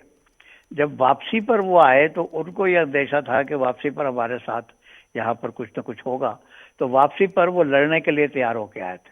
چنانچہ ربوہ سے پہلے کچھ اسٹیشن ہیں, لالیہ سے پہلے وہ وہاں پر کیوریز ہے, کچھ پہاڑوں سے پتھر کاٹے جاتے ہیں, تو پتھر اور روڑے انہوں نے اپنے ڈبوں میں بھر لیے اور ربوہ اسٹیشن پر آ کے پھر انہوں نے پتھراؤ کیا. اس کے نتیجے میں کچھ, اور پھر وہ نیچے اترے اور ربوہ کے بعض نوجوانوں سے ان کا تصادم ہوا تو ان کو کچھ چوٹے ووٹے بھی لگی. تو جس کے بارے میں وہ انکوائری رپورٹ یہ تھی, میڈیکل رپورٹ یہ تھی کہ مائنر بروزز تھے, ان کو چند خراشیں ان کو آئی تھی. لیکن ربوہ سے ٹرین ابھی روانہ نہیں ہوئی تھی کہ فیصلہ آباد میں زمین میں جاری ہو گئے تھے, اخباروں میں, اور جلوس نکلے ہوئے تھے کہ جی احمدیوں نے مسلمان طالب علموں کی زبانیں کاٹ لی ہے, اور بکری کی زبان ایک بانس کے اوپر لٹکا کے جلوس لیے پھرتا تھا. اس طرح سے اشتعال انگیزی کی گئی, اور اس اشتعال انگیزی کو بھٹو صاحب نے فردر جاری رکھا, جس کے بارے میں نے عرض کیا کہ خلیفۃ المسیح نے فرمایا کہ ان کنٹینیویشن آف ربوہ انسیڈنٹ یہ فسادات ہوئے. ربوہ انسیڈنٹ سے فسادات شروع ہوا جو کرنا چاہتے, وہ فسادات جو تھے ربوہ انسیڈنٹ کا نتیجہ نہیں تھے, اس کے تسلسل میں تھے. تو بھٹو صاحب نے کہا جی نہیں جی میں اسمبلی میں لے جاتا ہوں.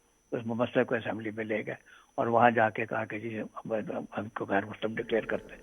وہ ایک اب لمبی بحث ہے, میں نے پہلے عرض کیا شاید آپ سے کسی وقت کہ بھائی اسٹوڈنٹس لڑتے ہیں اور لڑائی ہوئی بھی ہو, وہاں شدید بھی ہوئی ہو, تو اس زمانے میں روزانہ لڑائیاں ہوتی تھی. کیا اسٹوڈنٹس کی لڑائی کے نتیجے میں آپ کانسٹیٹیوشنل امینڈمنٹ کرتے دوڑ پڑتے ہیں, یا ان لوگوں کو پکڑ کے فوجداری قوانین کے تحت سزا دلواتے ہیں؟ یہ بالکل ایک ڈرامہ تھا جو بھٹو نے رچایا. بالکل بالکل. جزاک اللہ مجیب صاحب. جی یہ عرض کرنا چاہتا تھا کہ یہ جو بات ہے کہ کس مسئلے کو کس طرح بنایا جاتا ہے، اور اس سے پہلے آپ میں بتاتا ہوں کہ جو بھٹو صاحب سیاست لے کے آئے گلیوں میں بازاروں میں، وہاں ایسے لوگ بیٹھے ہوئے تھے جو انڈسپلن تھے. انہوں نے کوئی قوم میں ڈسپلن پیدا کرنے کی کوشش نہیں کی گئی. اس سے پہلے میں آپ کو ان کے مولانا مودودی کے صاحبزادے ہیں سید حیدر فروغ مودودی، ان کا مضمون میں نے دیکھا کہ وہ اس وقت علامہ علاؤ الدین صدیقی پنجاب یونیورسٹی کے استاد تھے، چیئرمین تھے، ان کو مار رہے تھے جماعت اسلامی کے جو ہیں اسٹوڈنٹ، اور ان کے ناک سے خون بہہ رہا تھا. استاد تو باپ کی جگہ ہوتا ہے، لیکن کوئی کسی کا غیرت نہیں آ رہی تھی. اس سے تھوڑا عرصہ پہلے کراچی ہاکس بے پہ ایک واقعہ پیش آیا کہ جہاں گرل اسٹوڈنٹ وہ ادھر سیر پہ گئی ہوئی تھیں، یہ کچھ بوائز یہ اسٹوڈنٹ بھی چلے گئے اور انہوں نے ان سینکڑوں گرل اسٹوڈنٹ کی بے حرمتی کی، لیکن کوئی کسی کی غیرت اس وقت نہیں جاگی. اور ایک زمانے میں اسی دیبل پہ کرتے ہیں ہلاک، اور حجاج بن یوسف کو پتہ چلا کہ جی وہ جہاز لوٹ لیا گیا تھا، ایک عورت بوڑھی عورت نے کہا کہ ہماری مدد کو پہنچو، حجاج وہاں پہنچا، وہاں سینکڑوں گرلز جو اسٹوڈنٹ تھی ان کی بے حرمتی کی گئی. لیکن کوئی اس طرح کا وہ ماحول تھا، اس طرح کا وہ حالات تھے. یہ کوئی مسئلہ نہیں ہوتا کہ کسی کا جی وہ ایشو بنا لیا جاتا ہے یا کوئی یہ توہین ہو گئی یا ناموسیت. یہ یوٹیوب پہ شیخ وقاص اکرم صاحب اسمبلی میں تقریر کر رہے ہیں کہ مولویوں نے اللہ تعالیٰ کے مقدس نام کو ٹکڑے ٹکڑے کر کے پھینک دیا ہے. وہ فریاد کر رہے ہیں اونچی اونچی، کوئی نہیں بول رہا، کسی کے کان پہ جوں نہیں رنگ رہی کہ اللہ تعالیٰ کا نام پھاڑ کے پھینک دیا مولویوں نے. تو وہ اس طرح یہ مسئلہ نہیں ہے. روا جہاں ہے ساتھ ایک گاؤں ہے اسٹیشن کے ساتھ، سیدوں کا گاؤں ہے. تو یہ اسٹیشن تو سب کا ہے، مسلمان بھی آتے ہیں، احمدی بھی جاتے ہیں، سب کا ہے، پبلک پلیس ہے ایک، اور خواتین کا ایک احترام کیا جاتا ہے. اور ہم نہانے کے لیے پکنک میں نہر پہ جاتے تھے، ہمیں انسٹرکشن تھی اپنے بڑوں کی طرف سے، آپ نے گاؤں میں کوئی چیز خریدنے کے لیے جانا ہے تو آپ نے نکر اور بنیان پہن کے نہیں جانا، آپ نے پورا لباس پہن کے جانا ہے. یہ ایک کلچر ہے وہاں کا. تو اس طرح کے تو آپ حرکتیں کریں اور اس پہ ساری غیرت جاگ گئی، اسے سارا ہو گیا، جو مرضی واقعات ہو جائے، اللہ کا نام پھاڑ دیا جائے، استاد کی توہین کی جائے، مار مار کے اس کا جماعت اسلامی کے، میں اس لیڈر کا نام نہیں لیتا، وہ جس نے اسے اپنے استاد کو مارا ادھر، اور کوئی بندہ بول نہیں. اور جو کراچی کا واقعہ اس قدر شرمناک اور اس قدر افسوسناک ہے کہ بندہ بیان نہیں کر سکتا. لیکن اس پہ انہوں نے ایسی کریٹ کر لی فضا بڑے طریقے اس کے ساتھ. مشہور صاحب جی میں تھوڑا سا ایڈ کرنا چاہتا تھا. مجیب الرحمان صاحب نے جو ابھی یہ روا کا اسٹیشن کا جو واقعہ تھا تاریخوں کے اعتبار سے 18 مئی 1974 کو دچتر میڈیکل کالج کا پہلے پروگرام تھا. جس طرح مجیب صاحب نے بتایا کہ طلباء طالبات اور اساتذہ کا بھی پروگرام تھا. انہوں نے شروع میں 2 بوگیاں جو تھیں وہ بک کروائیں اور یہ خیبر میل کے ساتھ اٹیچ ہونی تھیں. لیکن جب 18 مئی کو وہ اسٹیشن کے اوپر پہنچے تو ان کو بتایا گیا کہ ان کی ریزرویشن جو تھیں وہ موجود نہیں تھیں، اور جگہ کی قلت کی وجہ سے 2 بوگیوں کی بجائے ان کو 1 بوگی آفر کی گئی. بہرحال 18 مئی کو ان کا پروگرام کینسل ہوا.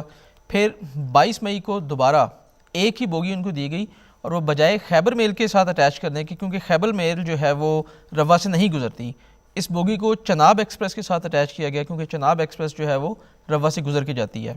2 کی بجائے 1 بوگی، اور اساتذہ اور طالبات جو تھا ان کا پروگرام کینسل کر دیا گیا، اور صرف جو طلباء تھے وہ اس کے اندر سوار ہو کے پہلے 22 تاریخ کو آئے، جس طرح مجیب الرحمان صاحب نے بتایا. روا میں کوئی ری ایکشن ان کے خلاف نہیں ہوا. پھر جب وہ واپس آ رہے تھے تو واپس بھی چناب ایکسپریس کے اوپر ہی آئے، اور 29 مئی کو وہاں سے گزرے، اور 29 مئی کو پھر وہاں پہ اسٹیشن کے اوپر کانفرنٹیشن ہوئی. تھوڑا سا میں اس میں مزید ایڈ کرتا چلوں کہ اب یہ 29 مئی کا واقعہ تھا. 30 جون کو فسادات کا آغاز ہوا وہاں پہ. اگر ہم تھوڑا سا بیک ٹریک کریں تو 6 سے 10 مارچ 1974 یعنی کہ تقریباً 1.5 مہینہ پہلے سعودی عرب میں رابطہ عالم اسلامی کی ایک کانفرنس ہوئی، اور یہ ایک آرگنائزیشن تھی. اس آرگنائزیشن کی کانفرنس کے اندر مختلف اسلامی ممالک کے وفود نے شرکت کی، جس میں کے اندر سے پاکستان سے بھی جو اوقاف کے سیکرٹری تھے TH قریشی، انہوں نے شرکت کی. اور اس کانفرنس کے اندر جماعت احمدیہ کے خلاف قراردادیں منظور کی گئیں، اور جس کے اندر جو بڑی گلیئرنگ بات تھی کہ انہوں نے کہا کہ جی جو اسلامی ممالک ہیں وہ اپنے اپنے ملکوں میں جماعت احمدیہ کو غیر مسلم اقلیت قرار دیں اور ان کی املاک اور جائیدادیں ضبط کر کے مسلمانوں کے اندر تقسیم کی گئیں۔ اب یہ قرارداد وہاں پہ پیش کی، اور گورنمنٹ آف پاکستان کی نمائندگی ٹی ایچ قریشی جو سیکرٹری اوقاف تھے وہ کر رہے تھے، انہوں نے گورنمنٹ آف پاکستان کی طرف سے اس قرارداد کے اوپر سائن کر دیے۔ اب یہ ایک آفیشیل گورنمنٹ کی طرف سے بیکنگ تھی۔ اس سے پہلے جس طرح پہلے میں ذکر کر چکا ہوں کہ عالمی اسلامی سربراہان کی کانفرنس لاہور میں ہوئی تھی، تو اینی وے پوائنٹ یہ تھا کہ سعودی عرب کے اندر یہ قرارداد پہلے پاس ہوئی۔ اس قرارداد کے فوراً 1 یا سوا مہینے کے بعد یہ روا کے اندر جو ہے یہ واقعہ ہو جاتا ہے۔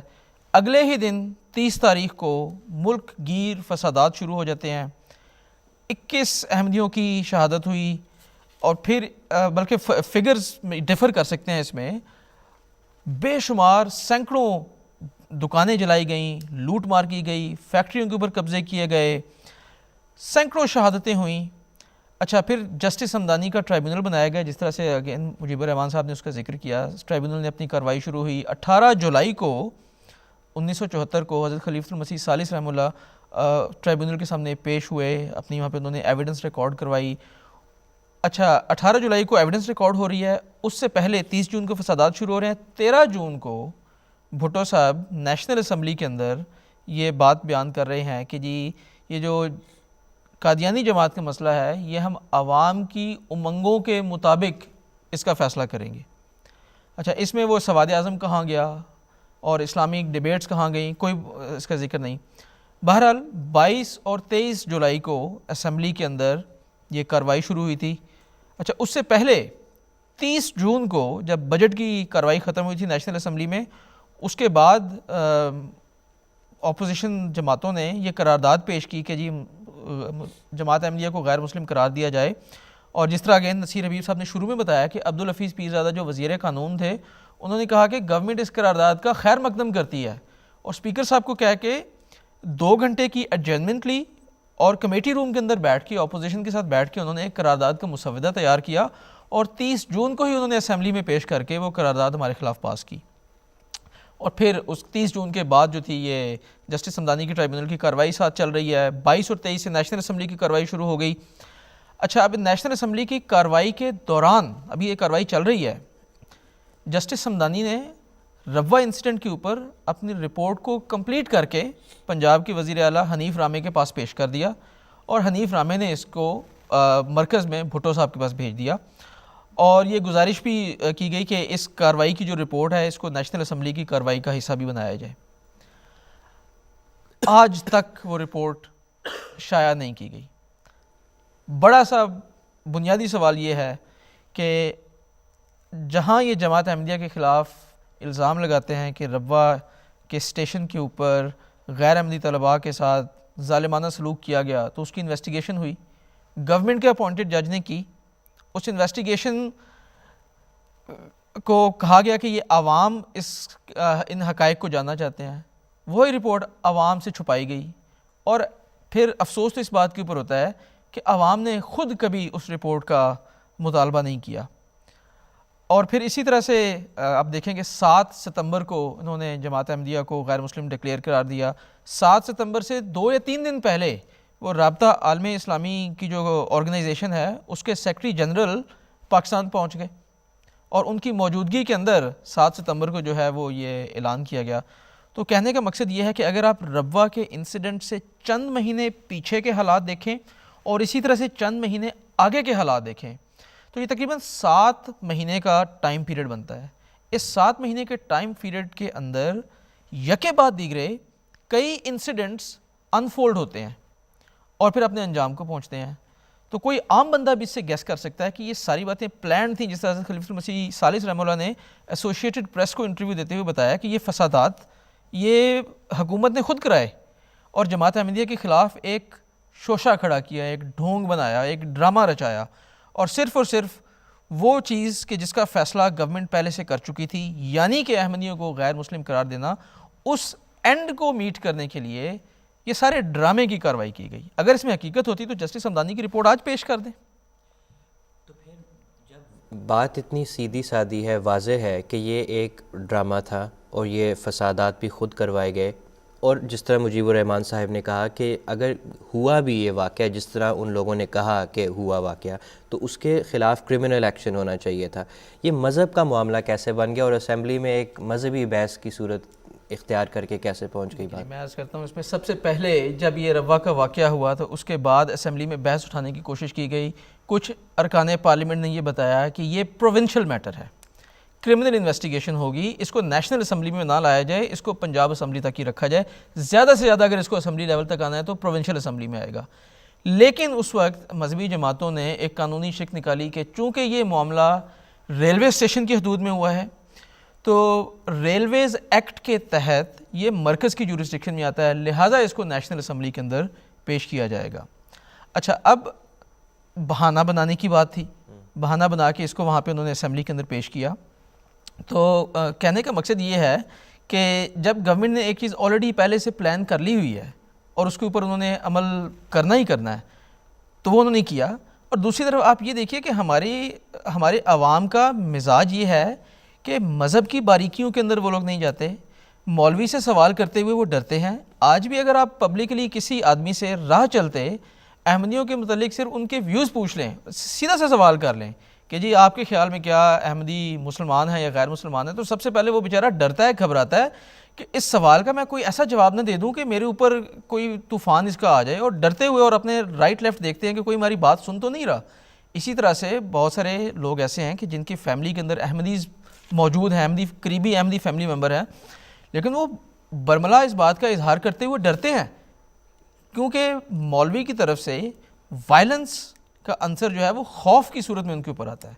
اور پھر آپ دیکھیں کہ بے شمار معاملات کی کرمنل انویسٹیگیشن پاکستان کے اندر ہونی چاہیے تھی، آج تک کسی معاملے کی انویسٹیگیشن نہیں ہوتی، پولیٹیکل معاملات بنا کے ان کو داخل دفتر کر دیا جاتا ہے۔ اسی طرح سے بے شمار مقدمات ہیں۔ مثال کے طور کے اوپر یہ 7 ستمبر 1974 کی اس فیصلے کے بعد روا کی جو زمین ہے جو لیز کے اوپر جماعت احمدیہ کو دی گئی 100 سال کی لیز کے اوپر، وہاں کی جو زمین ہے اس کو نیشنلائز کر کے اور مسلم کالونی بنا کے اور جو جماعت کے مخالفین گروپس ہیں ان کو دی گئی، اور اس کے خلاف فوری طور کے اوپر جماعت نے پاکستان میں ریٹ پٹیشنز دائر کی، سٹے بھی مل گیا، اور سٹے ملنے کے باوجود وہاں پہ جو غیر احمدیوں کی آبادکاری تھی اس کو گورنمنٹ کی پشت پناہی حاصل رہی اور وہ آبادکاری ہوتی رہی۔ اب تقریباً 34-35 سال کا عرصہ گزر گیا ہے، وہ کیسز ابھی تک عدالتوں کے اندر موجود ہیں اور اس کا فیصلہ نہیں ہو رہا۔ تو اگین آپ کے کہنے کا مطلب یہ ہے کہ آپ کے سوال کا شارٹ جواب یہ ہے کہ یہ پولیٹیکل انسیڈنٹ تھا۔ اگر یہ پولیٹیکل انسیڈنٹ تھا تو پھر اس کی کرمنل انویسٹیگیشن تو گورنمنٹ نہیں کرنی تھی، تو گورنمنٹ اپنے خلاف اس کی انویسٹیگیشن کیوں کرے؟ جی، جزاک اللہ مشہود صاحب، نصیر صاحب۔ مجیب الرحمان صاحب السلام علیکم۔ وعلیکم السلام۔ مجیب الرحمان صاحب، ابھی ہم بات کر رہے تھے، آپ نے بھی ذکر کیا کہ یہ سارا ایک جو بھی حالات تھے جس کی بنیاد پہ اسمبلی میں یہ مذہبی معاملے کے طور پر پیش ہوا، اور ہم کہتے بھی ہیں کہ ہم نے بڑی دفعہ ذکر کیا اس پروگرام پر بھی، ہم ویسے بھی کہتے ہیں کہ کسی کے ایمان کا فیصلہ جو ہے وہ کوئی اسمبلی نہیں کر سکتی۔ تو اب سوال یہ ہوتا ہے کہ پھر اگر یہ بات تھی تو حضرت مرزا ناصر احمد صاحب، حضرت خلیفۃ المسیح الثالث رحمہ اللہ، وہ پھر اسمبلی میں گئے کیوں؟ انکار کر دیتے، نہ جاتے؟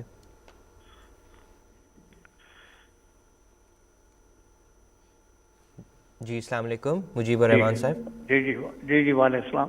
جی میں نے آپ کا سوال سن لیا ہے، صرف آپ کے آخری چند فقرات جو ہیں وہ مجھ تک نہیں پہنچے، جی جی لیکن مجھے سوال آپ کا مجھے پہنچ گیا جی کہ حضور کیوں تشریف لے گئے۔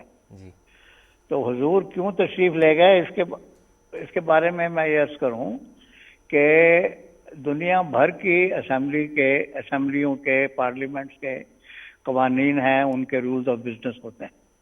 ان کے رولز آف بزنس کے تحت بعض اسپیشل کمیٹیز اور اسٹینڈنگ کمیٹیز جو ہیں وہ بنائی جاتی ہیں۔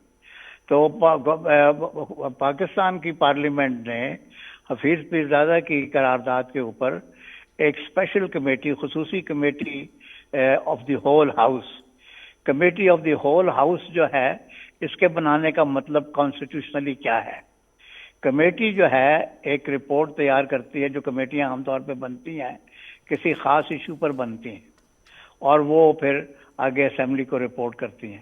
Committee of the whole house جو ہے وہ بنائی گئی، تو وہ پھر کمیٹی تو نہیں رہی، پورا پارلیمنٹ ہی ہو گیا۔ اس کا مطلب یہ تھا کہ وہ یہ خود سمجھتے تھے کہ یہ معاملہ پارلیمنٹ میں ڈسکس نہیں ہو سکتا، انہوں نے پارلیمنٹ کو ایک خصوصی کمیٹی میں کنورٹ کر دیا، پارلیمنٹ کو کنورٹ کر دیا خصوصی کمیٹی میں۔ اچھا، اب پارلیمنٹ کو کوئی ایسا فرد جو پارلیمنٹ کا ممبر ہے وہ خطاب نہیں کر سکتا، اور لہذا پارلیمنٹ میں کسی کو ایسے کو بلاتی بھی نہیں ہے۔ جب کوئی ایسا ہوتا ہے، کوئی ہیڈ آف دی اسٹیٹ آتا ہے تو جوائنٹ سیشن ہوتا ہے، وہ ایک اسپیشل سیشن ہوتا ہے، وہ پارلیمنٹ کا سیشن نہیں ہوتا، تو پارلیمنٹ میں کسی کو دعوت نہیں دی جاتی۔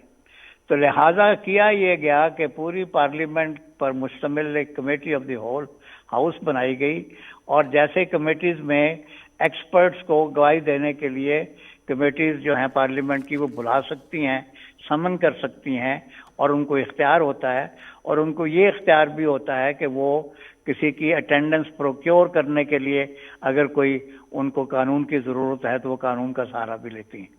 تو یہ ایک بہت ہی نامناسب بات ہوتی کہ ہم صورتحال یہاں تک پہنچنے دیتے کہ خلیفۃ المسیح کو کمیٹی جو ہے وہ پروسیس جاری کر کے وہاں پر اپنے آپ سامنے پروڈیوس کروانے کا کوئی طریقہ اختیار کرتی، ضابطہ فوجداری یا ضابطہ دیوانی کے تحت۔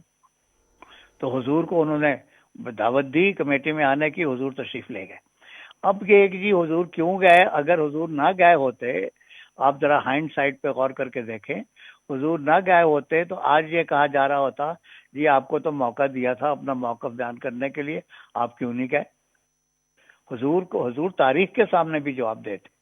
تو تاریخ جو ہے اب حضور کے اوپر انگلی نہیں اٹھا سکتی کہ جی آپ کو موقع دیا گیا، آپ نے اس موقع کا فائدہ نہیں اٹھایا۔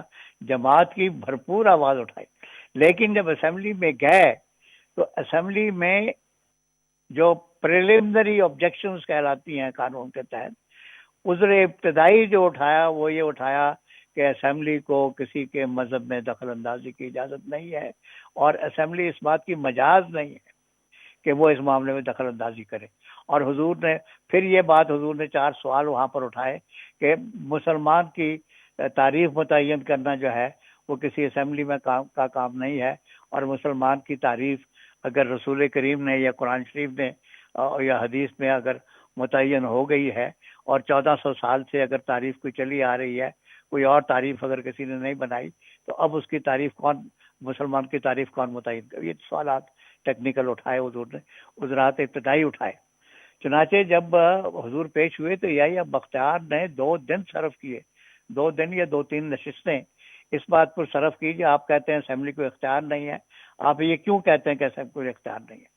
تو حضور نے فرمایا کہ جی میرے اعتراض کی بنیاد جو ہے آرٹیکل 20 اور آرٹیکل 8 آف دی کانسٹیٹیوشن ہے۔ اب حضور نے اتنا ٹھوس جواب دے دیا، آئینی جواب دے دیا، اٹارنی جنرل کو خاموش کرنے کے لیے کافی تھا کہ میرے اعتراض کی بنیاد آرٹیکل 20 اور آرٹیکل 8 آف دی کانسٹیٹیوشن ہے۔ اور آرٹیکل 8 اور آرٹیکل 20 جو ہے اب لمبی بات ہو جائے گی اگر میں ساری پڑھنے شروع کروں گا یا بتانی شروع کروں گا۔ آرٹیکل 20 مذہبی آزادی کا تحفظ دیتا ہے، آرٹیکل 8 یہ کہتا ہے کہ اسمبلی کوئی ایسا قانون پاس نہیں کرے گی جو بنیادی حقوق سے متصادم ہو۔ پھر آرٹیکل 31 ہے جس میں یہ ہے کہ جی پاکستان میں ایسے قوانین بنائے جائیں گے جو اسلامی اقدار کو فروغ دینے والے ہوں۔ آرٹیکل 31 کو فنڈامنٹل رائٹس میں شامل نہیں کیا گیا۔ آرٹیکل 31 کا اسکوپ یہ ایک بڑی لمبی کانسٹیٹیوشنل بحث ہے، اور یہ بحث انڈیا کی پارلیمنٹ میں اور انڈیا کی عدالتوں میں بھی تقریباً 11 سال چلتی رہی ہے، اور ہماری پاکستان کی عدالتوں میں بھی آرٹیکل 8 اور آرٹیکل 20 اور آرٹیکل 31 اور اس کے ساتھ جو امینڈمنٹ کے آرٹیکلز ہیں 253 وغیرہ کچھ آرٹیکلز ہیں، ان کے 239 ان کے بارے میں بحثیں چلتی رہی ہیں۔ کوئی اسمبلی اس بات کا اختیار نہیں رکھتی کہ وہ فنڈامنٹل رائٹس کو کانسٹیٹیوشن میں سے نکال دے۔ وہ بھٹو صاحب کے ساتھ جو جرا ہوئی ہے بڑی مزیدار جرا ہے، وہ پڑھنے والی بات ہے جو حضور نے جواب دیے۔ حضور نے جو بڑے بڑے آئین دان ہیں، قانون دان ہیں، ان کی عقلیں دنگ رہ گئیں حضور کا جو اس کو ٹریٹ کرنے کا طریق تھا بالکل کانسٹیٹیوشن انداز میں حضور نے اس کی جواب دی ہے. تو یہ جو انہوں نے حضور کو بلایا وہ جانا جو تھا ایک اسمبلی کے پروسیجر کے جانا ہی مناسب تھا اور ہسٹوریکل کانٹیکسٹ میں بھی حضور کا جانا جو تھا. تو ہم تو بطور احمدی کے یہ سوچ بھی نہیں سکتے کہ ہم اس بات کو چیلنج کریں کہ حضور کے کیوں گئے. حضور کا منصب خلافت کا منصب جو ہے ان عدالتوں سے بہت اونچا ہے, لیکن اگر حضور نے وہاں جانا مناسب سمجھا تو میں سمجھتا ہوں کہ یہی مناسب تھا. اور اب کوئی یہ نہیں کہہ سکتا کہ جی آپ کو بلایا تھا آپ نہیں گئے اور وہاں پر جا کے جو کہا اب وہ اتنا واضح ہے کہ اب اس کو رد کرنے کی کسی کے اندر طاقت نہیں ہے. جی مجیب الرحمان صاحب جزاک اللہ. ہمارے ساتھ ٹیلی فون لائن پر خان صاحب موجود ہیں. السلام علیکم خان صاحب. السلام ورحمۃ اللہ وبرکاتہ. جی خان صاحب. پروگرام تو میں میچ کی طرح سنتا رہتا ہوں. جی خان صاحب. بڑی تمنا ہوتی ہے, خواہش رہتی ہے کہ مجھے بھی تبصرہ کرنے کے لیے 5-10 منٹ دیں. خان صاحب 5-10 منٹ تو شاید ہم نہ دے سکیں. خان صاحب معافی چاہتا ہوں 5-10 منٹ تو شاید ہم نہ دے سکیں, لیکن ہمیں بڑی خوشی ہوتی ہے آپ سے بات کر کے.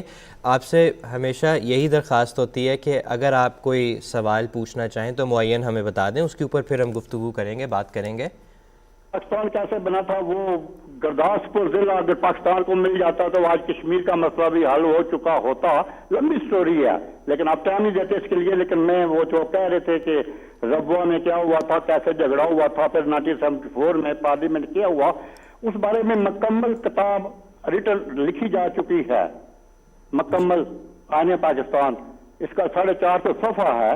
خان صاحب یہ کون سی کتاب ہے؟ احمدی اور قادیانی کو غیر مسلم اقلیت قرار دیے جانے کی خان صاحب میری عرض سن لیں, کون سی کتاب ہے یہ؟ ہلو جی کہیں. جی خان صاحب یہ کون سی کتاب ہے جس کا آپ ذکر فرما رہے ہیں؟ یہ جناب ہے آئین پاکستان کی کتاب. ابھی کچھ 2-3 ہفتے میں پاکستان گیا تھا, وہاں سے لے کر آیا ہوں, جس کا ٹائٹل ہے پارلیمنٹ میں قادیانی شکست. ٹھیک ہے, کتاب کا نام رکھا انہوں نے, پہلے پیج پر یہ لکھا پارلیمنٹ میں قادیان. اچھا, اور یہ کس کی تحریر کردہ کتاب ہے, کس کی لکھی ہوئی ہے؟ یہ تحریر جس کی ہے, اب بات یہ ہے جو کہ میں کہوں گا کہ یہ فلاں صاحب کی ہے, آپ کہیں گے نہیں یار ہم اس کی وہ ماننے کے لیے تیار نہیں ہیں. نہیں خان صاحب میں تو ویسے پوچھ رہا ہوں کہ ہمیں پتہ چل جائے تاکہ معین ہو جائے. آپ نے بتایا کہ پارلیمنٹ میں قادیانیوں کی شکست, اس طرح کا ٹائٹل آپ نے بتایا ہے, تو وہ کس کی لکھی ہوئی کتاب ہے؟ یہ اللہ وسعہ, مولانا اللہ وسعہ. اچھا جی ٹھیک ہے. تو اس حوالے سے آپ کیا جاننا چاہتے ہیں خان صاحب؟ میں آپ کو بتانا چاہتا ہوں کہ آپ کہتے ہیں کہ وہ انصاف نہیں ہوا تھا. اگر جی فرمائیں. اگر یہ کتاب آپ احمدی دوست پڑھیں تو آپ کو مکمل جانکاری ہو جائے گی. ٹھیک ہے خان صاحب. یقین کیجیے میں نے یہ ساری پڑھی, اللہ گواہ, وہ آپ کے جو خلیفہ تھے وہ بیچارے لاجواب ہو گئے تھے, یقین کیجیے.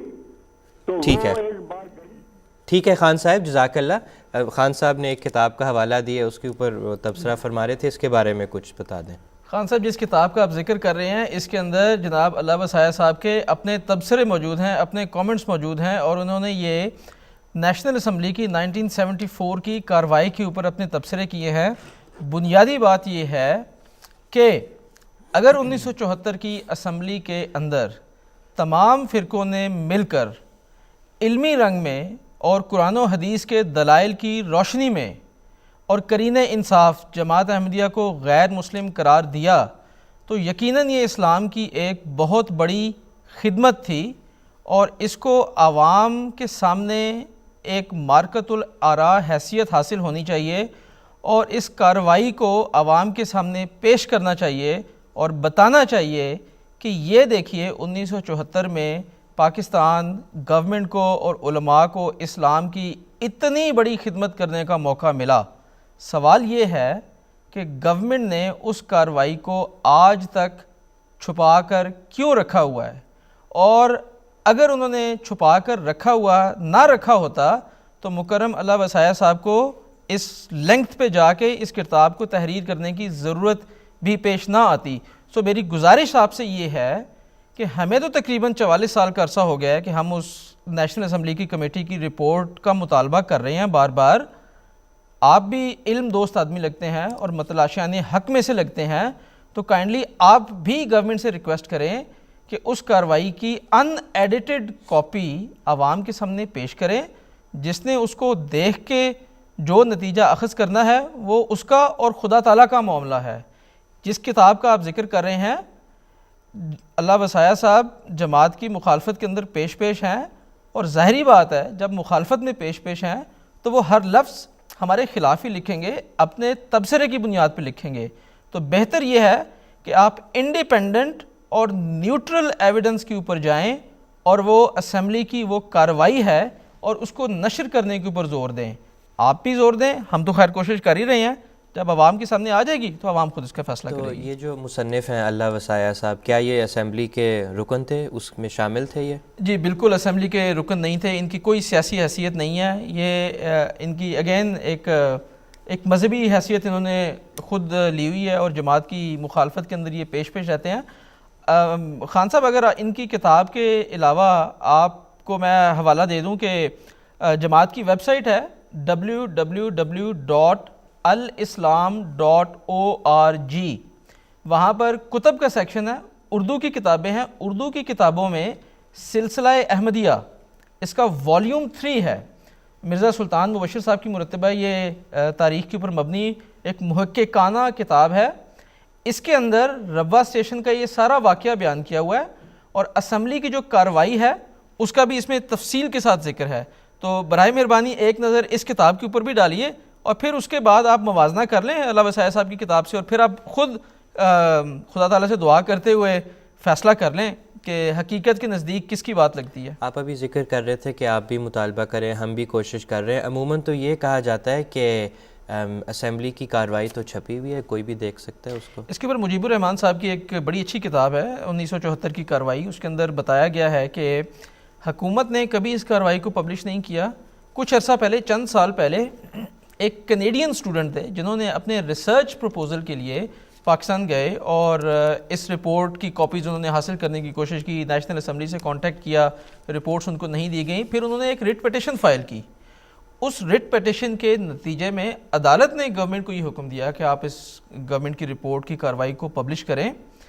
گورنمنٹ نے بادل ناخواستہ رپورٹ کو ہیویلی ایڈیٹڈ فارم کے اندر پیش کیا۔ اب بنیادی بات اس میں یہ ہے کہ جو بھی اس کا ورژن انٹرنیٹ کے اوپر موجود ہے اس کا آغاز ہی وہاں سے ہوتا ہے کہ جہاں پر جماعت احمدیہ نے اپنے محضر نامہ جو پڑھ کے حضرت خلیفہ مسیح ثالث رحمہ اللہ نے 22 اور 23 جولائی کو نیشنل اسمبلی کے سامنے پڑھ کے سنایا، اس کا کوئی حصہ اس رپورٹ کے اندر نہیں ہے، جبکہ وہ جماعت کا سارا ایک موقف تھا۔ اس رپورٹ کے اندر جو شائع شدہ ہے اس کے اندر یحییٰ بختیار کی اگین ہیویلی ایڈیٹڈ وہ جرح ہے، اور اگر آپ اس جرح کو بھی دیکھیں تو اس میں سے تو ایک سوال بھی ختم نبوت کے اوپر نہیں ہے۔ تو اگین جو تاثر لیا جاتا ہے کہ یہ رپورٹ ایڈیٹڈ شائع شدہ ہے، شائع شدہ ضرور ہے لیکن ہیویلی ایڈیٹڈ ہے۔ اور اگین وہی بات کہ اگر آپ نے ایک مارکت الآراء خدمت انجام دی ہے اسلام کے لیے تاریخ میں، تو اس کو عوام کے سامنے منون لے کر آئیں اور پھر فیصلہ عوام کے اوپر چھوڑیں کہ آپ نے اسمبلی کے اندر کیا کارروائی کی۔ ایک طرف تو آپ کہتے ہیں کہ ہم نے اتنی بڑی خدمت کر دی اسمبلی کے اندر، دوسری طرف اسمبلی کی کارروائی آپ عوام کو نہیں دکھاتے، اور افسوس پھر یہ کہ عوام مانگتے بھی نہیں ہیں۔ خان صاحب آپ بھی مانگیے۔ جی نصیر صاحب، ہمارے پاس ایک سوال آیا ہے، راشدہ چودھری صاحبہ نے سوال کیا ہے، وہ کہتی ہیں کہ 74 کی اسمبلی کا فیصلہ مذہبی تھا یا جمہوری تھا؟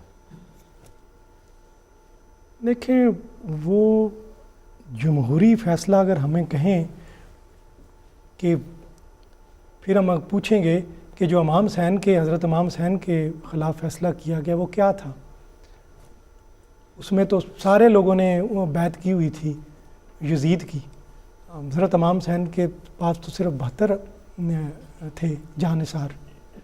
بات یہ ہے جو ایریا ہے کہ کسی کے مذہب کا فیصلہ کرنا، کسی کے ضمیر کا فیصلہ کرنا، یہ اس کی جورسڈکشن میں آتا ہی نہیں ہے، اس کی ایمبٹ میں ہے ہی نہیں ہے۔ وہ اس میں کیوں گئے ہیں، یہ بنیادی حق ہے کسی بندے کا، وہ اپنے آپ کو کیا سمجھتا ہے، کیا اس کا مذہب ہے، کیا وہ کہنا چاہتا ہے، یہ کسی دوسرے کی جورسڈکشن نہیں۔ اسمبلی کی جو جورسڈکشن ہی نہیں ہے کہ اس میں وہ دخل دے سکے، اس کا کام کیا ہے ادھر آ کے کرے۔ تو اس کا میں تو یہی کہوں گا کہ یہ تو اسی طرح ہی ہوا ہے جو فیصلہ یزید نے کیا تھا، اور اسی پیٹرن پہ یہ فیصلہ ہوا ہے۔ میں چھوٹا سا ایڈ کروں گا، نہ یہ جمہوری فیصلہ تھا نہ یہ مذہبی فیصلہ تھا. مذہبی اس لیے نہیں کہ جو سوال تھا ختم نبوت کا اس کے اوپر تو وہاں پہ بحث نہیں ہوئی، اس کے اوپر سوال نہیں کیے گئے. جمہوری اس لیے نہیں کہ اس ایشو کے اوپر نہ ہی کوئی نیشنل لیول کے اوپر ریفرینڈم کرایا گیا نہ ہی الیکشن کرائے گئے. یہ عبدالحفیظ پیرزادہ جو کہ وزیر قانون تھے اس وقت، ان کے الفاظ میں بتاتا ہوں کہ یہ ایک سیاسی فیصلہ تھا، یہ ایک پولیٹیکل کمپرومائز تھا. ڈاکٹر مبشر حسن جو کہ اس وقت بھٹو صاحب کی کابینہ کے ایک سینئر وزیر تھے، پاکستان پیپلز پارٹی کے جنرل سیکریٹری تھے، انہوں نے بھی یہ بتایا کہ یہ ایک پولیٹیکل سٹنٹ تھا. اسمبلی کی کارروائی فکٹیشس تھی. نجم سیٹھی صاحب جو کہ آج کل ایک معروف اینکر ہیں، تجزیہ کار ہیں، جرنلسٹ ہیں، انہوں نے بھی یہ بتایا کہ یہ ایک پولیٹیکل فیصلہ تھا. سو نہ مذہبی نہ جمہوری، صرف سیاسی فیصلہ تھا. جی جزاک اللہ. مجیب الرحمان صاحب السلام علیکم.